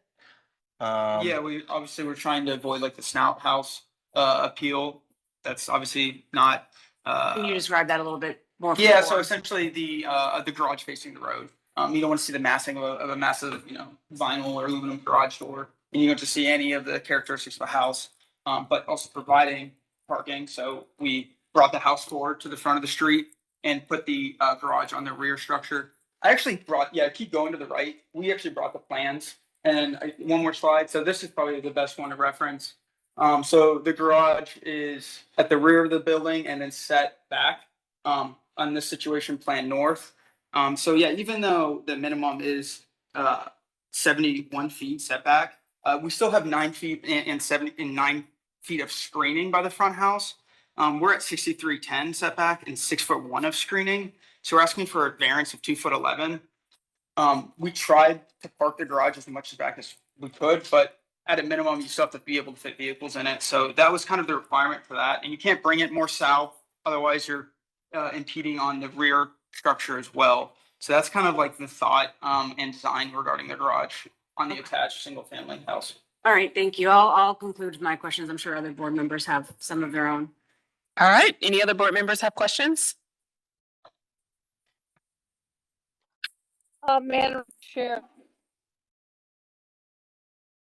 Questions. This project, as has been stated, has been a year or more in design development and a review of the several iterations of construction documents. So I'm curious to know why there hasn't been any community engagement during that time period. Neighbors stating that they only got notice when the letters from BZA were sent out to them. I didn't hear the question. I couldn't understand what you said. Mr. Murgatroyd, would you like to respond to that question? As a community member, I felt that I was representing the community myself. I do see now that that was a little oversight. I have been working with architects, and I thought the Historical Society was the most limiting factor to the design of this project. I do apologize to the surrounding community there that I didn't come to them with their thoughts on the idea, but we were just so focused on meeting historical and landmark commission points that we overlooked that, and that is a rookie mistake on my part. And my second question it sounds like this is all going to be rental property, all 3 units. There are no plans, Mr. Murgatroyd, for you to occupy any of these units. Is that correct? No. We moved out of the Ohio City neighborhood a year and a half ago, and down to Fairlawn, just for a little bit more space, because we have a young family, and the vibrancy of the downtown and the density and wasn't what we were looking for. So I do know the area. I'm very aware of what it's like there. And do you intend to use all these units for long-term rental as opposed to any use for short-term rental? Yes, ma'am. Everything that I have bought, I own another 3 properties in the Ohio City Edgewater area, and I've owned them for 3 to 5 years, and we have no intention of selling. We have every intention of keeping them and maintaining them and looking after them, and this will just be another property that we will be looking to hold for as long as we possibly can. And just out of curiosity, do you have any plans to further develop the adjacent lot into similar structure situations? Hold on one second. Madam Secretary, there's a comment that you wanted to give. Tried to mute his phone while Ms. Faith is speaking so we could hear her. Okay, yeah, Mr. Murgatroyd, we're getting the feedback from your line. So if you could just mute when you're not speaking, because we had a hard time hearing your question, Ms. Faith. So if you could repeat that question for us. Sure. The question is, I'm curious to know, though it doesn't have any bearing necessarily on this, but I'm curious to know if you have any plans for your adjacent lot to redevelop that into a complex of structures as you're planning to do with the case that's before us. No, so I have actually spoken to the Historical Society in those meetings, and there are programs that you can get loans through to be able to revitalize the buildings, and we intend to use that to revitalize the buildings and make what is there more up to date with terms with electrical paneling, siding, especially with the back structure needs to work on the siding. And they've said that there is very little instances where they would allow us to even knock that down. And so I'm very aware that I'm holding that as is, and I can only approve it with the approval of the Historical Society and Landmarks Commission when we do decide to do that. Thank you. And perhaps, since we're getting so much, Please mute, hold on, background Mr. Yes, Murgatroyd's thank you. since we're getting so much background noise on Mr. Murgatroyd's line, perhaps I could address that question to the design team in the room. Was there ever any consideration of doing a double in as the front structure, and then doing a carriage house with perhaps a studio apartment above that in the back, so you could still get your 3 housing units and be more compliant with variances? Buzz? Yeah. I don't fully understand your question. I don't understand how we would still have 3 dwellings with that proposed option. Duplex, and a small carriage house, she was Oh. asking. We spoke about. Hold on a second. Go ahead, Chief. I think what the commission member was stating, or board member was stating, that if you had a single family house in the front with a garage in the back with an attached dwelling unit, or if you had a 2-family house in the front with a garage in the back with an attached dwelling unit, is what I think she's referencing, where you could still achieve 3 dwelling units, but not necessarily in this configuration. We kind of exhausted every option almost, including carriage houses and so on and so forth.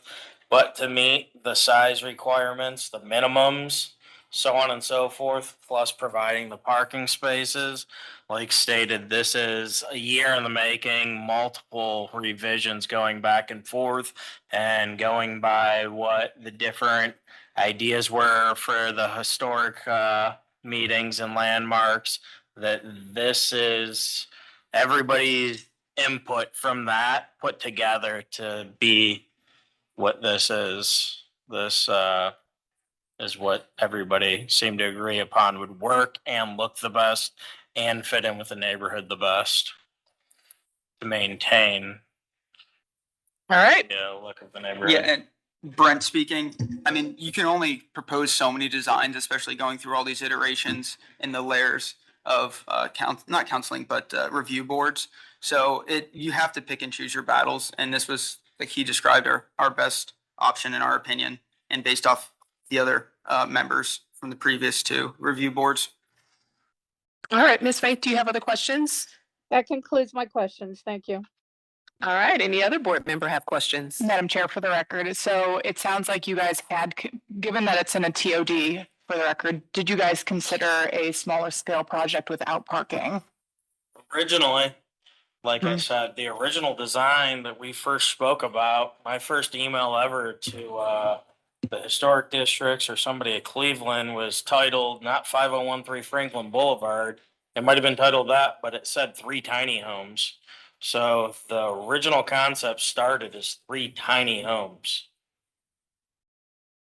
And that did not have parking. It did not have parking and needed a bunch of variances in itself. And why did you all decide against that iteration of the plan? Because of how many variances would be needed to do 3 tiny homes, and it offered so much less to the neighborhood at that point. Okay, any other questions? All right, hearing no questions, I entertain a motion, please. And did we hear from the city or just the plant? No. We did. We heard from the city. We heard from Nate Law, who submitted a letter and stated that he had no objections and also pointed out that the certificate of appropriateness had been issued.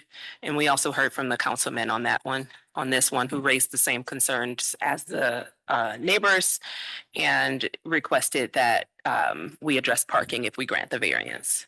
Okay, thank you. All right, I will entertain a motion, please. Madam Chair, based on the testimony you've heard today, I move that we deny calendar number 26-088. All right, we have a motion on the floor. Is there a second? I will second. All right, can we call the vote? Ms. Holzer, No. Mr. Madison, No. Ms. Faith, Yes. Ms. Roca, Yes. Ms. Wilson. No. Do we have any desire to do a new motion? This motion has failed. This motion has failed. I will entertain a different motion. Madam Chair, I move approval of calendar number 26-088. All right, do we have a second? Board Member Madison, second. All right, can we call the vote? Ms. Roca, No. Ms. Faith, No. Mr. Madison, Yes. Ms. Holzer, Yes. and Ms. Wilson. Yes. Calendar number 26-088 has been granted. This will be ratified next Monday, and we will send the appellant a letter. They can contact us next Wednesday for further instruction. All right, so that concludes this matter. Thank you all for coming down and giving your testimony. May I make a statement for purposes of appeal? You may make a statement. Thank you. I just wanted to point out that I was denied the opportunity to directly examine Mr. Murgatroyd, who said he only had 2 more minutes. And then he stayed for an hour and a half to make arguments in favor while avoiding cross-examination. Okay, and what questions did you have for Mr. Murgatroyd that we I didn't have discuss on the 14 record? pages of questions for Mr. Murgatroyd, and I didn't have the opportunity to make them. Do you want to said he- ask him the questions now? He's still here. Sure. But here's the thing, I'll give you the opportunity to ask the questions, but you can't repeat anything we've already addressed. So if it's something we've already covered, then it's in the record.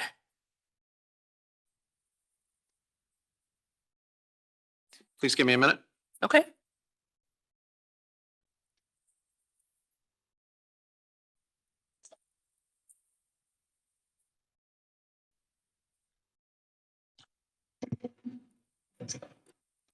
Hey, Mr. Murgatroyd, did you do any homework on the neighborhood with regard to similar lots?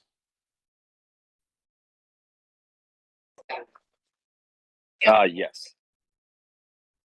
Okay, did you not find any other similar lots?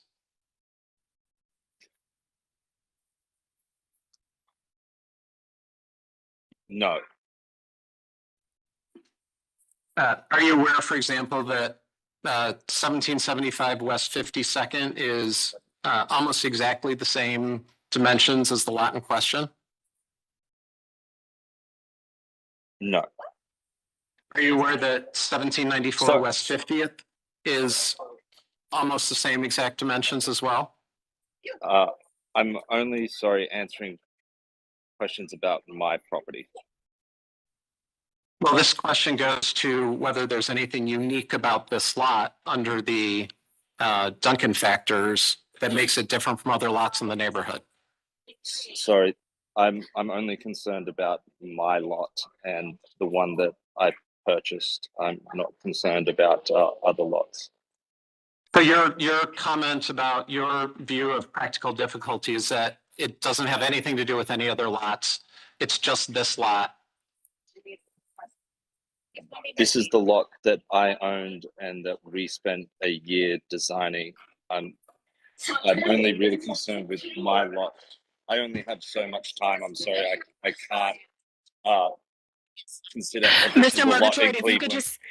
if you could just answer the question with yes or no, it'll let him move on and ask his next question so that we can let you go.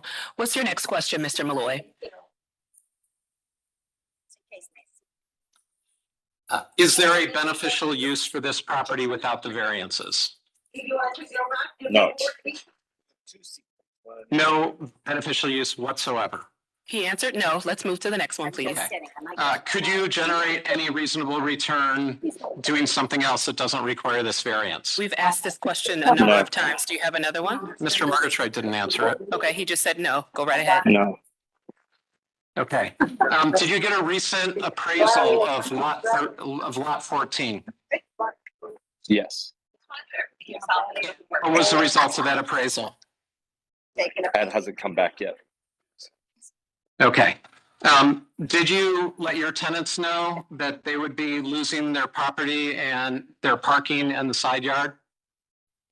We have. Yes. You have? Okay. Yes, as of right now, they both know.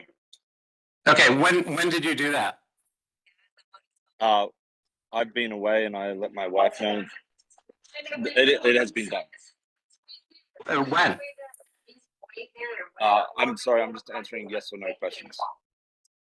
I don't think that's the way this works. If you don't know, just state that you don't know, Mr. Murgatroyd. Yeah, sorry, I don't know. My wife handles the stuff with the tenants. Was it done before yesterday? He stated he don't know, so I'll ask you to I move don't to the know. next question.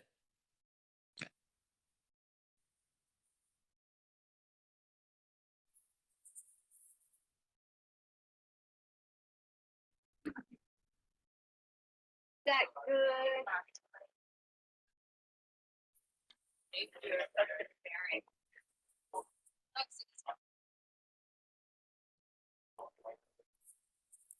Does the Red Barn building have an address? No. Oh, well, yes, it's Unit 2, I believe. I'm not 100% sure. Again, my wife handles that side of the property management. So you're not aware whether that building is legally a dwelling under the Cleveland Code? I think that's irrelevant to what we're It's here today irrelevant. for. Let's stick to questions about this particular project. Do you have any additional questions?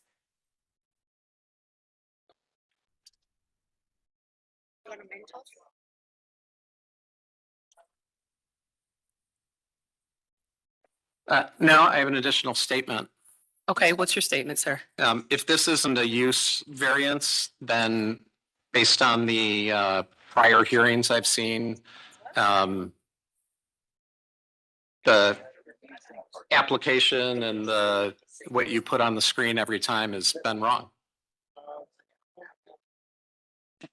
We put a lot of things on the screen. What do you mean? The legal standard. You're saying the legal standard is wrong? They admitted that this was a use variance Who did? in their presentation. I think we've heard testimony from our chief zoning administrator that a use variance was not necessary, given the fact that there are two separate dwelling units that are both under two family units. So the use variance the board has determined is not applicable here. Did you have any other comments? No. Okay, board, based on the questions that have been asked after the vote has been taken, does anybody wish to make any changes to their vote? All right, hearing none, this matter is concluded. Thank you for your questions, Mr. Malloy. Thank you to the project team for being here as well as the neighbors. We will go ahead and approve this and it'll be ratified within a week. Okay, all right. Now we're gonna move to the next calendar number, which is 26-091. Do we have David Smith present? Yes. Okay, okay, while you come forward, we'll have Ms. Holzer read in the case. Our next case is calendar number 26-091. This is at 5111 Herman Avenue. David Smith, owner, proposes to erect a 3-story single-family house on a 76.9 foot by 38.85 foot lot in a 2-family residential district. The owner appeals for relief from the strict application of the Cleveland Codified Ordinances as stated in the agenda and the public record, of which there are 5. And with that, I will hand it over to Mr. Madison for the oath. Thank you. At this time, we will swear in all those who are present for this case. And we'll start here in the room and we'll make the opportunity for those online. This time, do you swear and affirm that the testimony you're about to give is the whole truth and nothing but the truth? Please raise your hand, say your name, spell your name, provide an address for the record, and I do. Yes, David Smith, David Smith, Smith. I live at 5111 Herman Avenue, Cleveland, Ohio, 44102. And I do. Is there anyone else present for this case online? Going once, going twice. Back to you, Madam Chair. All right, thank you, Mr. Madison. Can we have history of the property, please? Thank you, Madam Chair. There's been no change in the zoning since 1929. In our Records Administration Office, we found that in 1922, there was an addition made to the property. And then in the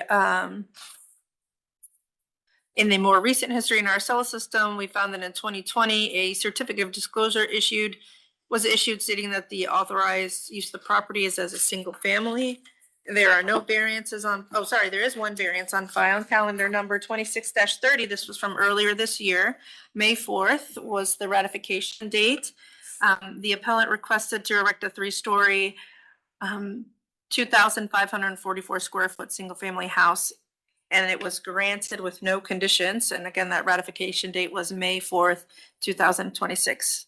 It's my understanding that the plans have changed and the appellant can expand further on the new variance today. Okay. Can we have legal, please? Madam Chair, members of the board, appellant is requesting area variances from the minimum lot area, minimum lot width, maximum gross floor area, attached garages, required rear yard depth, and minimum required distance requirements of the zoning code. To obtain the area variances, appellant must prove that denying the request will create a practical difficulty not generally shared by other land or buildings in the same district, will deprive the appellant of substantial property rights, and that granting the variances will not be contrary to the purpose and intent of the zoning code. All right, we'll go to Mr. Smith. Go ahead and tell us about your request. Sure. Thank you, Madam Chair. Yes, I was here back on April 27th, and the variances and a lot of these same variances were granted at that time. Problem was that this project took so long, and it wasn't because of the city, it was also because of a lot of other factors, that prices had changed so much, and my original budget, I couldn't build the house I wanted to build. So we went back to the drawing board and redesigned it as smaller. And actually, I think that as far as like fitting in the neighborhood, it actually kind of looks more infill housing-ish. I'm sorry I don't have all the great graphics, but as you can see, that the front of the house looks definitely much more like the neighborhood than the modern house I had proposed before. Anyways, next slide, please. Basically, yeah, we're looking at constructing a single family residence. We did have a lot split done last year. And so it is on its own lot. Of course, we went through planning and all that stuff for that lot split. The variance here, this version of the house has fits a lot more in the existing character of the neighborhood, accommodates the unique topography of the lot, and provides accessibility. I am a disabled Army veteran, and as you'll see, this house is although it's not at the same level as the house I proposed before, it has a lot of accommodations and the ability to have future accommodations for mobility issues I have. This supports energy efficient construction and avoids an incompatible front load garage design, which from talking with planning and everybody else could cause difficulties in getting variances if I was a front load garage. So it is going to be a side load, and I'll go over that here in a minute. Unique site constraints. I'm sorry, next slide. Unique site constraints. The fact that it is like one of these what they call missing teeth. In the front of the houses. It'll be an infill house for that. The lot rises about 7 feet from the street to the back of the lot, so it does create an issue. with that topography. Existing neighborhood is characterized by taller urban houses with limited side yards, which this mirrors, and many houses on the street have 25-foot lots, which are much narrower than my lot. Next slide, please. Just accessibility needs. As a disabled veteran, I have mobility limitations, and this design has wider staircases. For future, we could accommodate a future chairlift if I need it. Wider hallways and bathroom layouts, more accessible circulation throughout the house, and really, this is our retirement home that my wife and I plan to live at. So we do plan to age in place here as we go into our retirement here in the next 3 to 5 years. Next slide. Just talking about item number 1, which is the square footage exceed minimum lot size allowance. The house that could be built that would be a ranch, single-story ranch, and that certainly doesn't match the character of the area. The Planning Commission, we reviewed and discussed the frontage and the other issues back last year when we went through the lot split.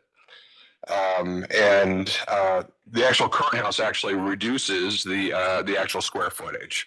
So, and the variance was granted before on it, but anyways. The design constraints of other homes, recent BCA approval granted for similar relief on the same street, as well as earlier for me, and additional space is necessary for accessibility and age-in-place design. Item number 2, the garage placement. Why a side garage works.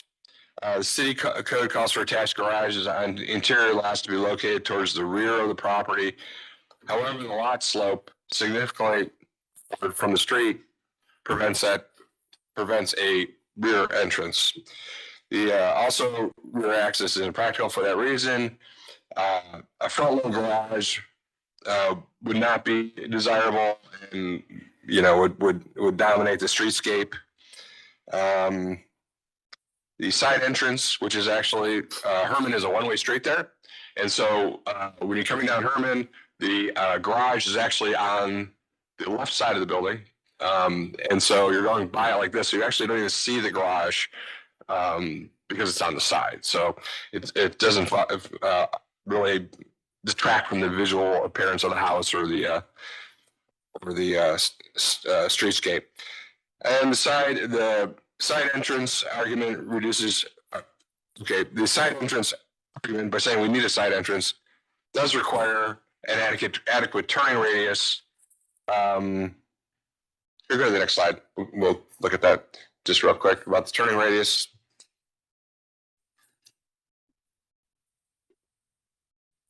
Next slide, please. There's a bit of a delay. It'll pop up. Oh, I'm sorry. That's okay. Oh, there it is.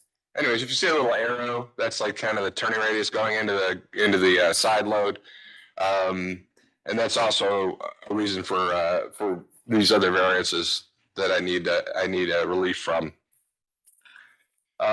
So, anyways, the rear and side setback variances, again about the topography, won't go through that again.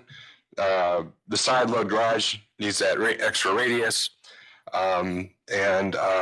Also the home needs a little bit wider accommodations inside for accessibility, and the rear setback variance is necessary due to the home's placement on the garage below the neighbor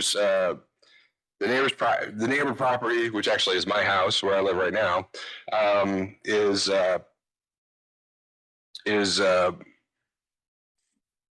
basically how do I explain this? The height of the house, and the setback, it's short about 10 feet, but the fact that the new house, doesn't really block. If you look on the right side of the property in the bottom, that's the garage and the actual house is on the left side of the existing house. So actually in that house, you still see the street. You can actually see the lake from there. So the house isn't blocking it. I guess is one of the reasons why the height and the setback is so important, is so you're not like, you know, I think what they're talking about earlier, not looking right at your neighbor's house or something like that. So there's plenty of space for that. And that's all I have. Thank you for your consideration, and any questions, I'd be happy to answer them. All right. Any correspondence, Madam Secretary? Yes, Madam Chair, we have an email from Terry Richards at 5202 Herman Avenue. She, I believe, writes to strongly object to awarding the variances to the property owner. Number one, the proposed structure is just too large for the lot area which the owner wishes to put on it. The owner is not asking for variances for a lesser square foot area that would be considered de minimis, which in our view would be up to 200 to 500 square feet.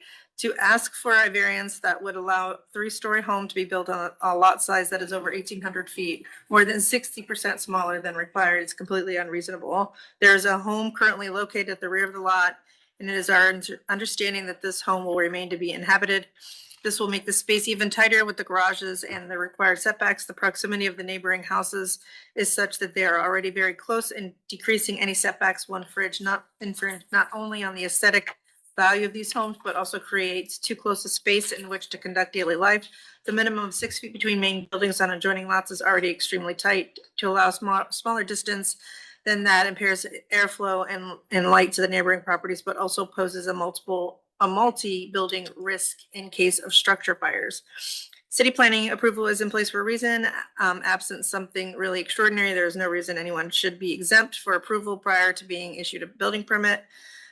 We have lived on Herman Avenue since 2019. In that time, we have welcomed changes that have included new builds and extensive remodels by our immediate neighbors. Our lots are small and tight. That is the reality and the benefit of living in the city, and we accept that. However, there should be a limit as to what kind of structures can be built, or in this case, crammed onto one of these small lots. We have no objections to the construction of a new home on the lot, but respectfully request that it be of a size and configuration that meets the ordinances as to fit into the neighborhood and not infringe upon any one surrounding it. Respectfully submitted, Terry Richards at 5202 Herman Avenue. And then we have an email from Nate Lull. He states that this has already previously been approved by the Board of Zoning Appeals. The revised proposal is more modest and in line with the neighborhood in terms of the scale and design. We do not have any objections to the variance. And that's all that I have. Thank you. All right. Thank you for that. Do you wish to respond to the correspondence we just heard about? Just the fact that we have actually scaled the house back from the original plans. I'm not sure, you know, where they came in on this whole saga, but you know, and the fact that the houses on that street are very densely packed together, and the actual size of this lot, which is a little shy of 40 feet, is actually much wider than most of the lots on my side of the street. Okay. All right. Any questions from the board? All right. Here, no questions. I entertain a motion, please. Sorry, Madam Chair, just in case we missed it, it's just a question regarding practical difficulty if the variance is denied. So through you. Well, I mean, if the variance is denied, I'm not able to build this house that I plan to retire in. It's also the topography here requires a special design, and although we're claiming this is a 3-story house, it's really a 2-story house on a raised basement, a partially exposed basement, you know, for those reasons, for the topography, for the need to have accessible access house, and you know, that it's in my opinion, let's call it the best design for this lot. Okay. Thank you for that. Any other questions from the board? One of them, there's nothing to the appellant changing with the back house, like So you're just moving from one house, your back house and the front house? That's correct. Hmm. All right. Any other questions from the board? Here are no questions. I'll entertain a motion, please. Madam Chair, I'll take this. Okay. First of all, to the appellant, thank you for your service. And I remember hearing this case when you were before us before. And one of the constraints was the dramatic topography of the lot. And so as Mr. Lull, our city planner, noted, your new iteration of the plan is smaller. So with all that being said, I move approval of calendar number 26 -091. All right. Thank you, Ms. Faith. We have a motion on the floor. Is there a second? Board Member Holzer, I second. All right. Can we call the vote? Madam Chair, could we note also that it seems that city planning approval variance is not requested, as it seems that they have approved it through Nate Lowe? We're not granting a variance from that. So we should take that off. Okay. So let's see. Ms. Faith, is your motion related to variance numbers 1 through 4 only? Right, given the fact that was a question I forgot to ask, if city planning approval had been, taken care of, and it has, so yes, 1 through 4. Okay. And Ms. Holzer, does that change your second? It does not. Okay. Can we call the vote, please? Mr. Madison, Yes. Ms. Roca, Yes. Ms. Holzer, Yes. Ms. Faith, Yes, Ms. Wilson. Yes. File number 26-091 is granted. This will be ratified next Monday. We'll send you a letter, but you can contact us next Wednesday for further instructions. Okay, thank you very much. You're quite welcome. Good luck with Yeah. your project. Thanks. All right. We're going to move now to our final matter of the day. This is calendar number 26-092. Do we have someone present from Investments and Vision LLC? I own the property. The owner of the property hasn't been updated on the city side yet, and I own it as an individual currently, Benjamin Catarano.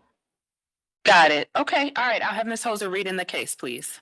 Our final case is calendar number 26-092. This is at 1677 Cliffview Road, Investments and Vision LLC, which I suppose is going to be updated.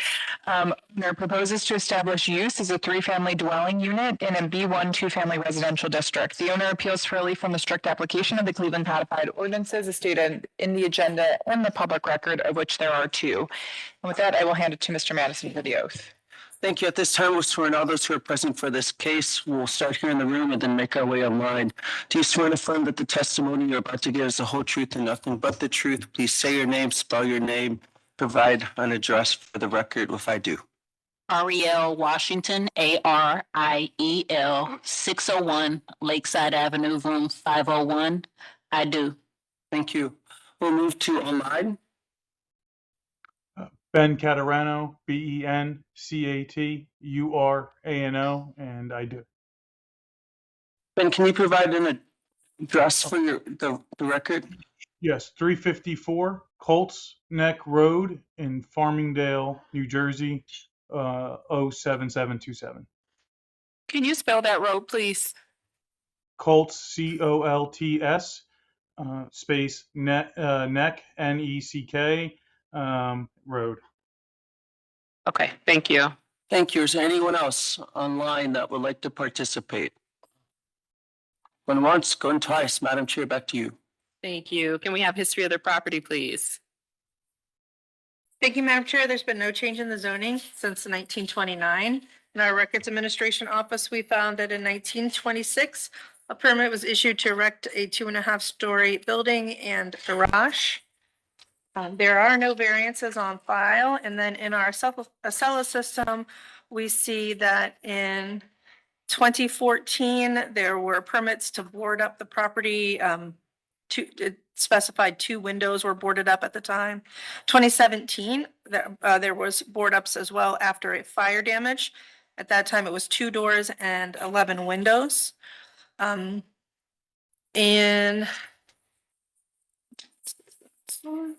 2022, there were violation notices issued to the property for exterior maintenance. But then later in 2022, there were alterations to a bathroom and a kitchen. There was a certificate of disclosure issued in 2024 stating that the authorized use of the property is as two-family. And then again, in February of this year, there was a certificate of disclosure issued stating that the authorized use of the property is as two-family as well.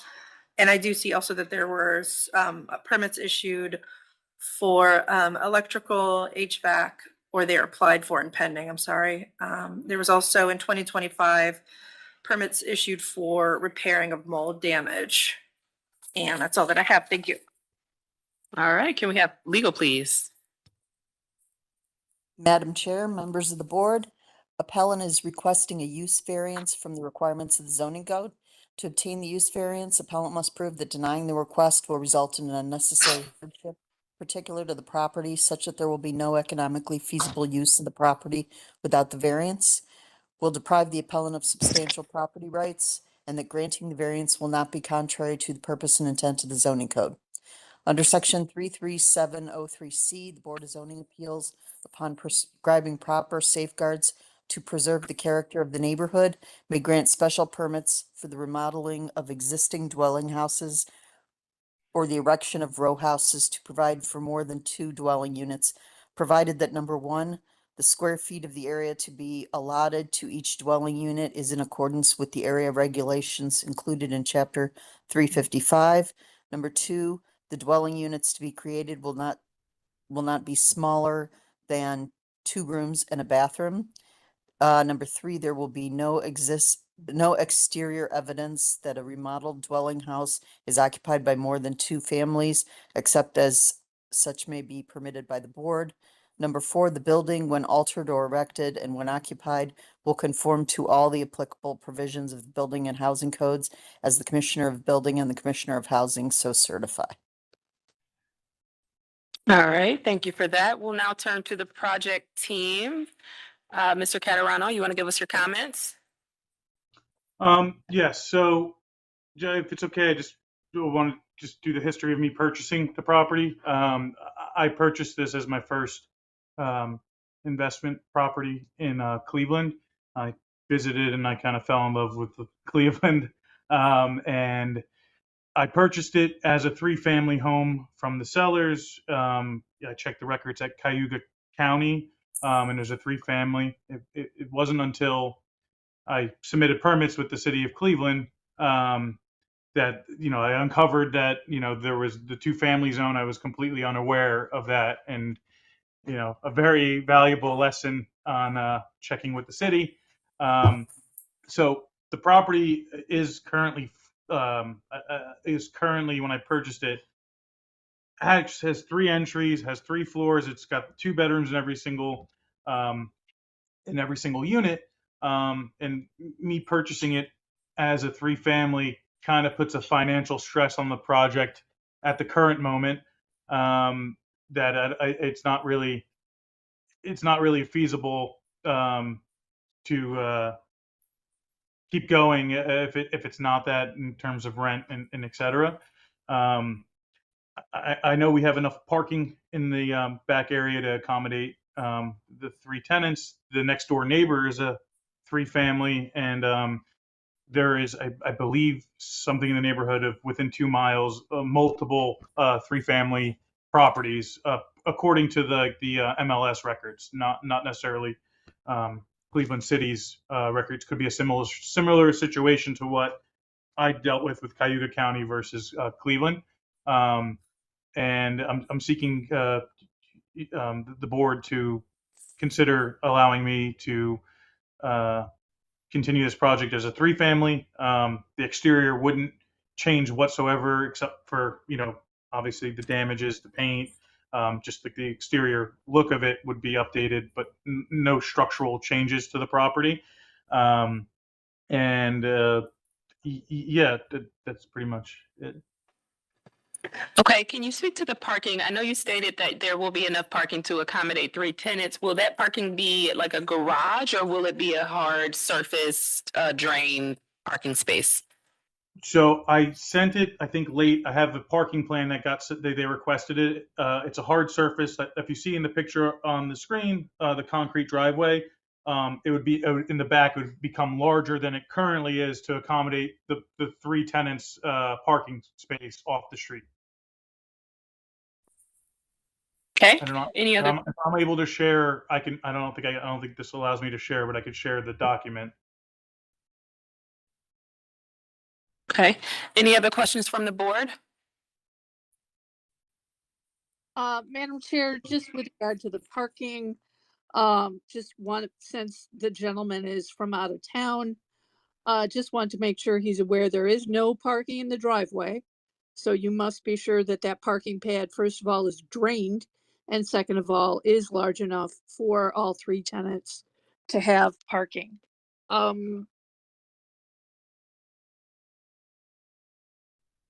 In reviewing your plans, it appears that the second bedroom on the third floor has no closet. Has a closet been added? No, but more than willing to make the necessary changes there. I just and obviously we went through the permit process and it got turned over pretty quickly to this portion. So I'm sure that would have probably came up if they did the full review and et cetera, and we would have made those necessary changes to be in accordance with everything requested. Okay, technically not a bedroom unless it has a closet. So Agreed.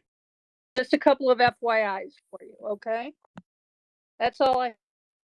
It's sorry, I'm new to this, so excuse any ignorance. I am willing. I want to be in compliance fully. Right. Understood. Thank you. All right. Any other board members have questions? Madam Chair, to the appellant, is your intention to use this as long-term rentals or short-term rentals? Long-term rentals, no Airbnb, none of that.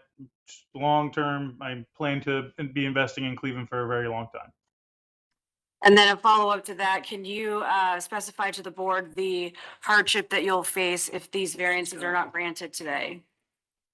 So the hardship is, for me personally, it was purchased as a 3-family and priced accordingly. So if it was a 2-family when it was advertised to me, I think I'd be in a different situation. Also, that's particularly the main issue here is that sold to me via the county. The website's page is titled saying it's a 3-family, so I thought I was in compliance. And now that I have to, if I don't get the variance granted, I now have to reduce the construction to 2 units, and that becomes a little bit of a financial burden to be able to afford the mortgage and rent it out. Okay, thank you. And then are these units already constructed or are you in the process of construction? So on purchase, I guess the previous LLC that owned it, Investments Envision, it was already stripped out. There's no sheetrock. It's all roughed out commercially, like all the stages of construction. They're waiting for installation. So when I purchased it, I knew I was going to go through the permit process and bring this building up to code. Investments Envisions was doing it unbeknownst to Cleveland, so I'm taking the necessary steps to make it a compliant building. So it's literally just a building with you can see all the wood framing. There's no insulation. There's no sheetrock. It's definitely an eyesore at the moment. Okay, thank you. All right. Any other questions from the board? Madam Chair. Oh, go ahead. Whoa. I do have a letter from the councilman and a letter from a neighbor. Okay. I'd like me to read this now. Go right ahead. Councilman Polensek writes, as a councilman representing Cleveland's Ward 10, I am sending this letter to officially notify the board that I do not support the granting of the variance. The BZ, okay, sorry. On behalf of Ward 10 community, I do not support the granting of this variance at this particular property, regardless of the possibility of a special permit to be granted on a remodel of an existing dwelling. First, this creates a dense population situation without the availability of additional resources needed to accommodate the extra family and a home not originally built to house 3 separate families. Second, too often I find that we receive these requests coming from out-of-town landlords who do not understand the dynamics of the neighborhood and why these are 2-family residential districts in the first place. In addition, all too often these homes are seen as possible income opportunities only without consideration of the neighbors already living in the community. Therefore, again, I do not support the granting of this variance. If there are any further questions, please contact me, Michael D. Polensik, Ward 8. And this is, next is an email from George Cortez. And I don't believe he gives us his address. He states 1677 could not be a 3-family as it has no back door on the 3rd floor, no exit for fire. Just another example of people trying to profit in poor communities and overcharge for space. I own home, same size. It is a 2-family and I rent as such. And again, that's George Cortez. That's all that I have. Thank you. All right, I will give you an opportunity to respond to that, Mr. Caterano. So I'll do Cortez first. So to his point, that came up about the door, and it's going to be added on the next iteration. Fire escapes and et cetera came up during the permitting process, but we stopped progressing the design of the project because of handling this with the zoning. And to, I guess, the councilman, I respectfully disagree with his sentiment about out-of-state investors. I purchased this with good intent and with the understanding that it was a 3-family home. If I knew this was the case, I would have, changed my perspective. And I only seek to beautify the street and make the community better. All right, any other questions from the board? Madam, go ahead, Ms. Faith. Oh, thank you. Just to follow up, in reading the plans, it looks to me like there is both a front and a back staircase to the 3rd floor. And if the appellant can confirm that, I think that's correct. And also want to know if metering exists currently for all 3 units. Utility metering. So yes, it does. That was also, I should have said this.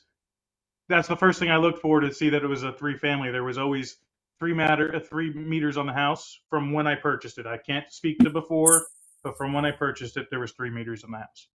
Okay. And the plans reflect, just so it's on the record, that there are both front and rear staircases going to the 3rd floor. So there's egress both front and back from the 3rd floor. Thank you. All right, any other board members have questions? I do, Madam Chair. To the appellant, given that you are out of state, and I'm assuming that you're remaining out of state, for the record, will you be following the city's rental registry process? And do you have a local agent or property management company that will be managing the property for you? So yes, it's a little bit more convoluted answer, so I'll get into it. I am purchasing property out in Cleveland. I will have a second home out in Cleveland to become a part-time resident.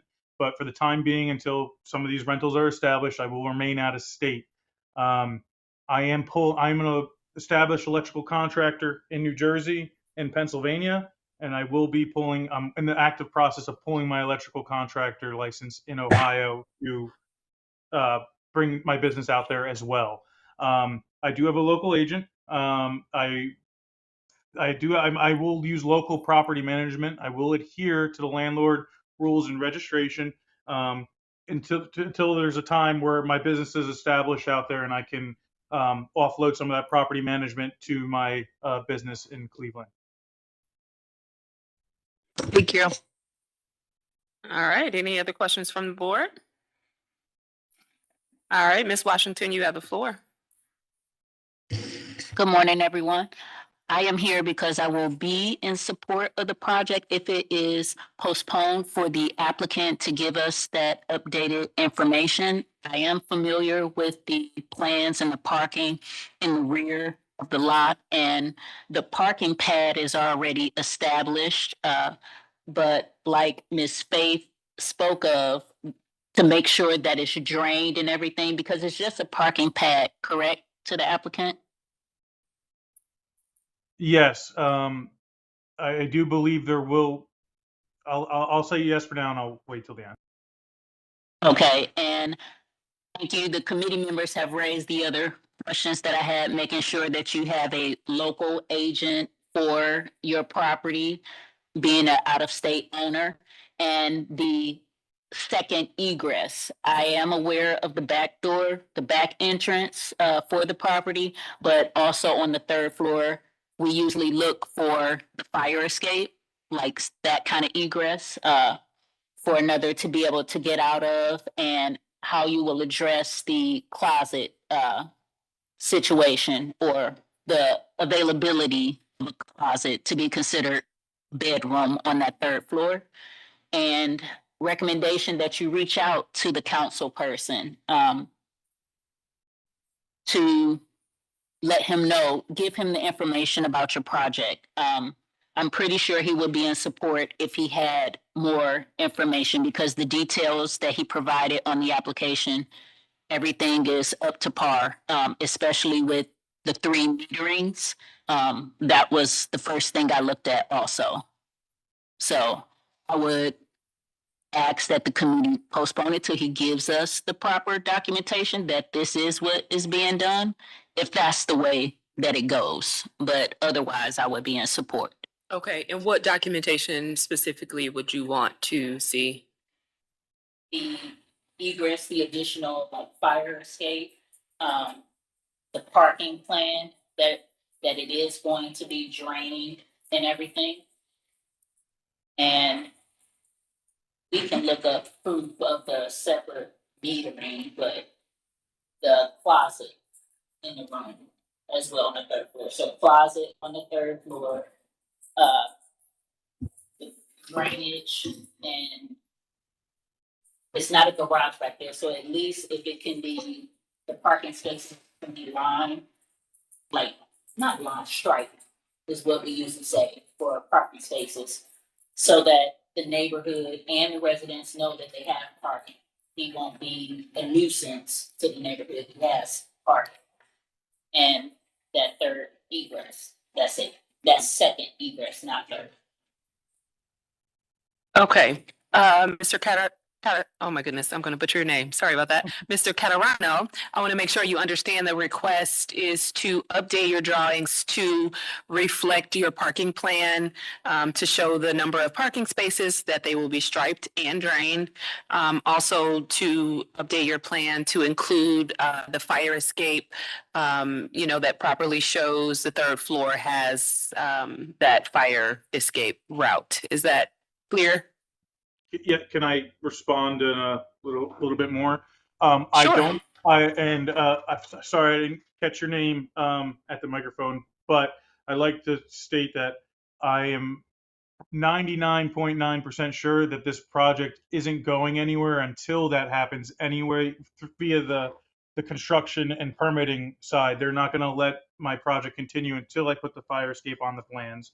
And I will make a special consideration. If you can go back to the parking plan for me, whoever's controlling that, it's showing that the lines, I'll make sure they are striped, and showing that, and the drainage is included. Again, I believe these are going to get rejected until I do so. So I don't know if it's necessarily the most prudent thing for the zoning board to postpone for those when it's already going to be enforced on the construction side. But I will make a consideration to, if that's the first thing I'll do if approved, to update these plans. All right. And if Chief Leonard, you wanted to chime in? Yeah, Madam Chair, as the applicant stated, that for this to get built through fire building and housing, they would have to have the proper ingress and egress. If I could just maybe suggest that this approval wouldn't hold up next set of approvals for those building and housing issues that are not really zoning issues. And then as it relates to the closet, that's not a required. It's not required to have a closet to call a bedroom from a legal perspective from the building code. Okay. All right. Thanks for clarifying that. Any other questions from the board? All right, no questions. I will entertain a motion, please. Chair, I move for approval with conditions. Okay. Would you like conditions? I think those are spelled out enough already. I think they're spelled out, and I think they will also be monitored, as Ms. Leonard stated, through the building process. Okay, great. All right, so we have a motion on the floor. Is there a second? Board Member Holzer, I second. All right, thank you, Ms. Holzer. Can we call the vote? And Madam Chair, just, I'm sorry, are we waiting then for a revised final site plan? I think we can approve based on our conversations if the board so votes. And then the updated drawings can be handled by the proper, by the building department as opposed to us requiring. So, Because I do believe we do have a site plan showing a paved parking area. yep. But I don't think we have one showing fire escapes, but Ms. Faith did state that there was indication of two separate entrances. Mhm. So the plans that we have are enough for us to ratify it next Monday? I think so. Okay. Yep. Sounds good. Assuming that it passes, of course. Right. Mr. Madison, Yes. Ms. Roca? Yes. Ms. Holzer? Yes. Ms. Faith? Yes. Ms. Wilson? Yes. Calendar number 26-092 is granted conditionally. We will ratify this next Monday and send the appellant a letter. He can contact us next Wednesday for further instruction. All right, that concludes your matter. Good luck with your project. Thank you, Madam Chair, everyone. You are very welcome. The special training has been postponed to the 31st. Okay. So All we will right, not we'll have any run additional- through old business then and we'll be done. So we have up for ratification numbers 2 through 5. Any objection? Madam Chair, there is one that was erroneous, it was an error being placed on here, number 4. We have not received the updated site plan for that yet. I apologize. Okay. So we would not be ratifying that one today. So it would just be items 2, 3, and 5, please. Okay. All right. So we'll ratify 2, 3, and 5. Any objection to those particular calendar numbers? No Madam objection. Chair- Madam Chair, I have another correction to number 4. I was noted as a nay on that vote. It was not a nay. Thank you. I made the motion to approve that. Thank you. I'll make that correction. Thank you. All right. Other So we will correct. Object- Okay, perfect. Thank you, Ms. Faith. So there are no objections in terms of ratifying numbers 2, 3, and 5.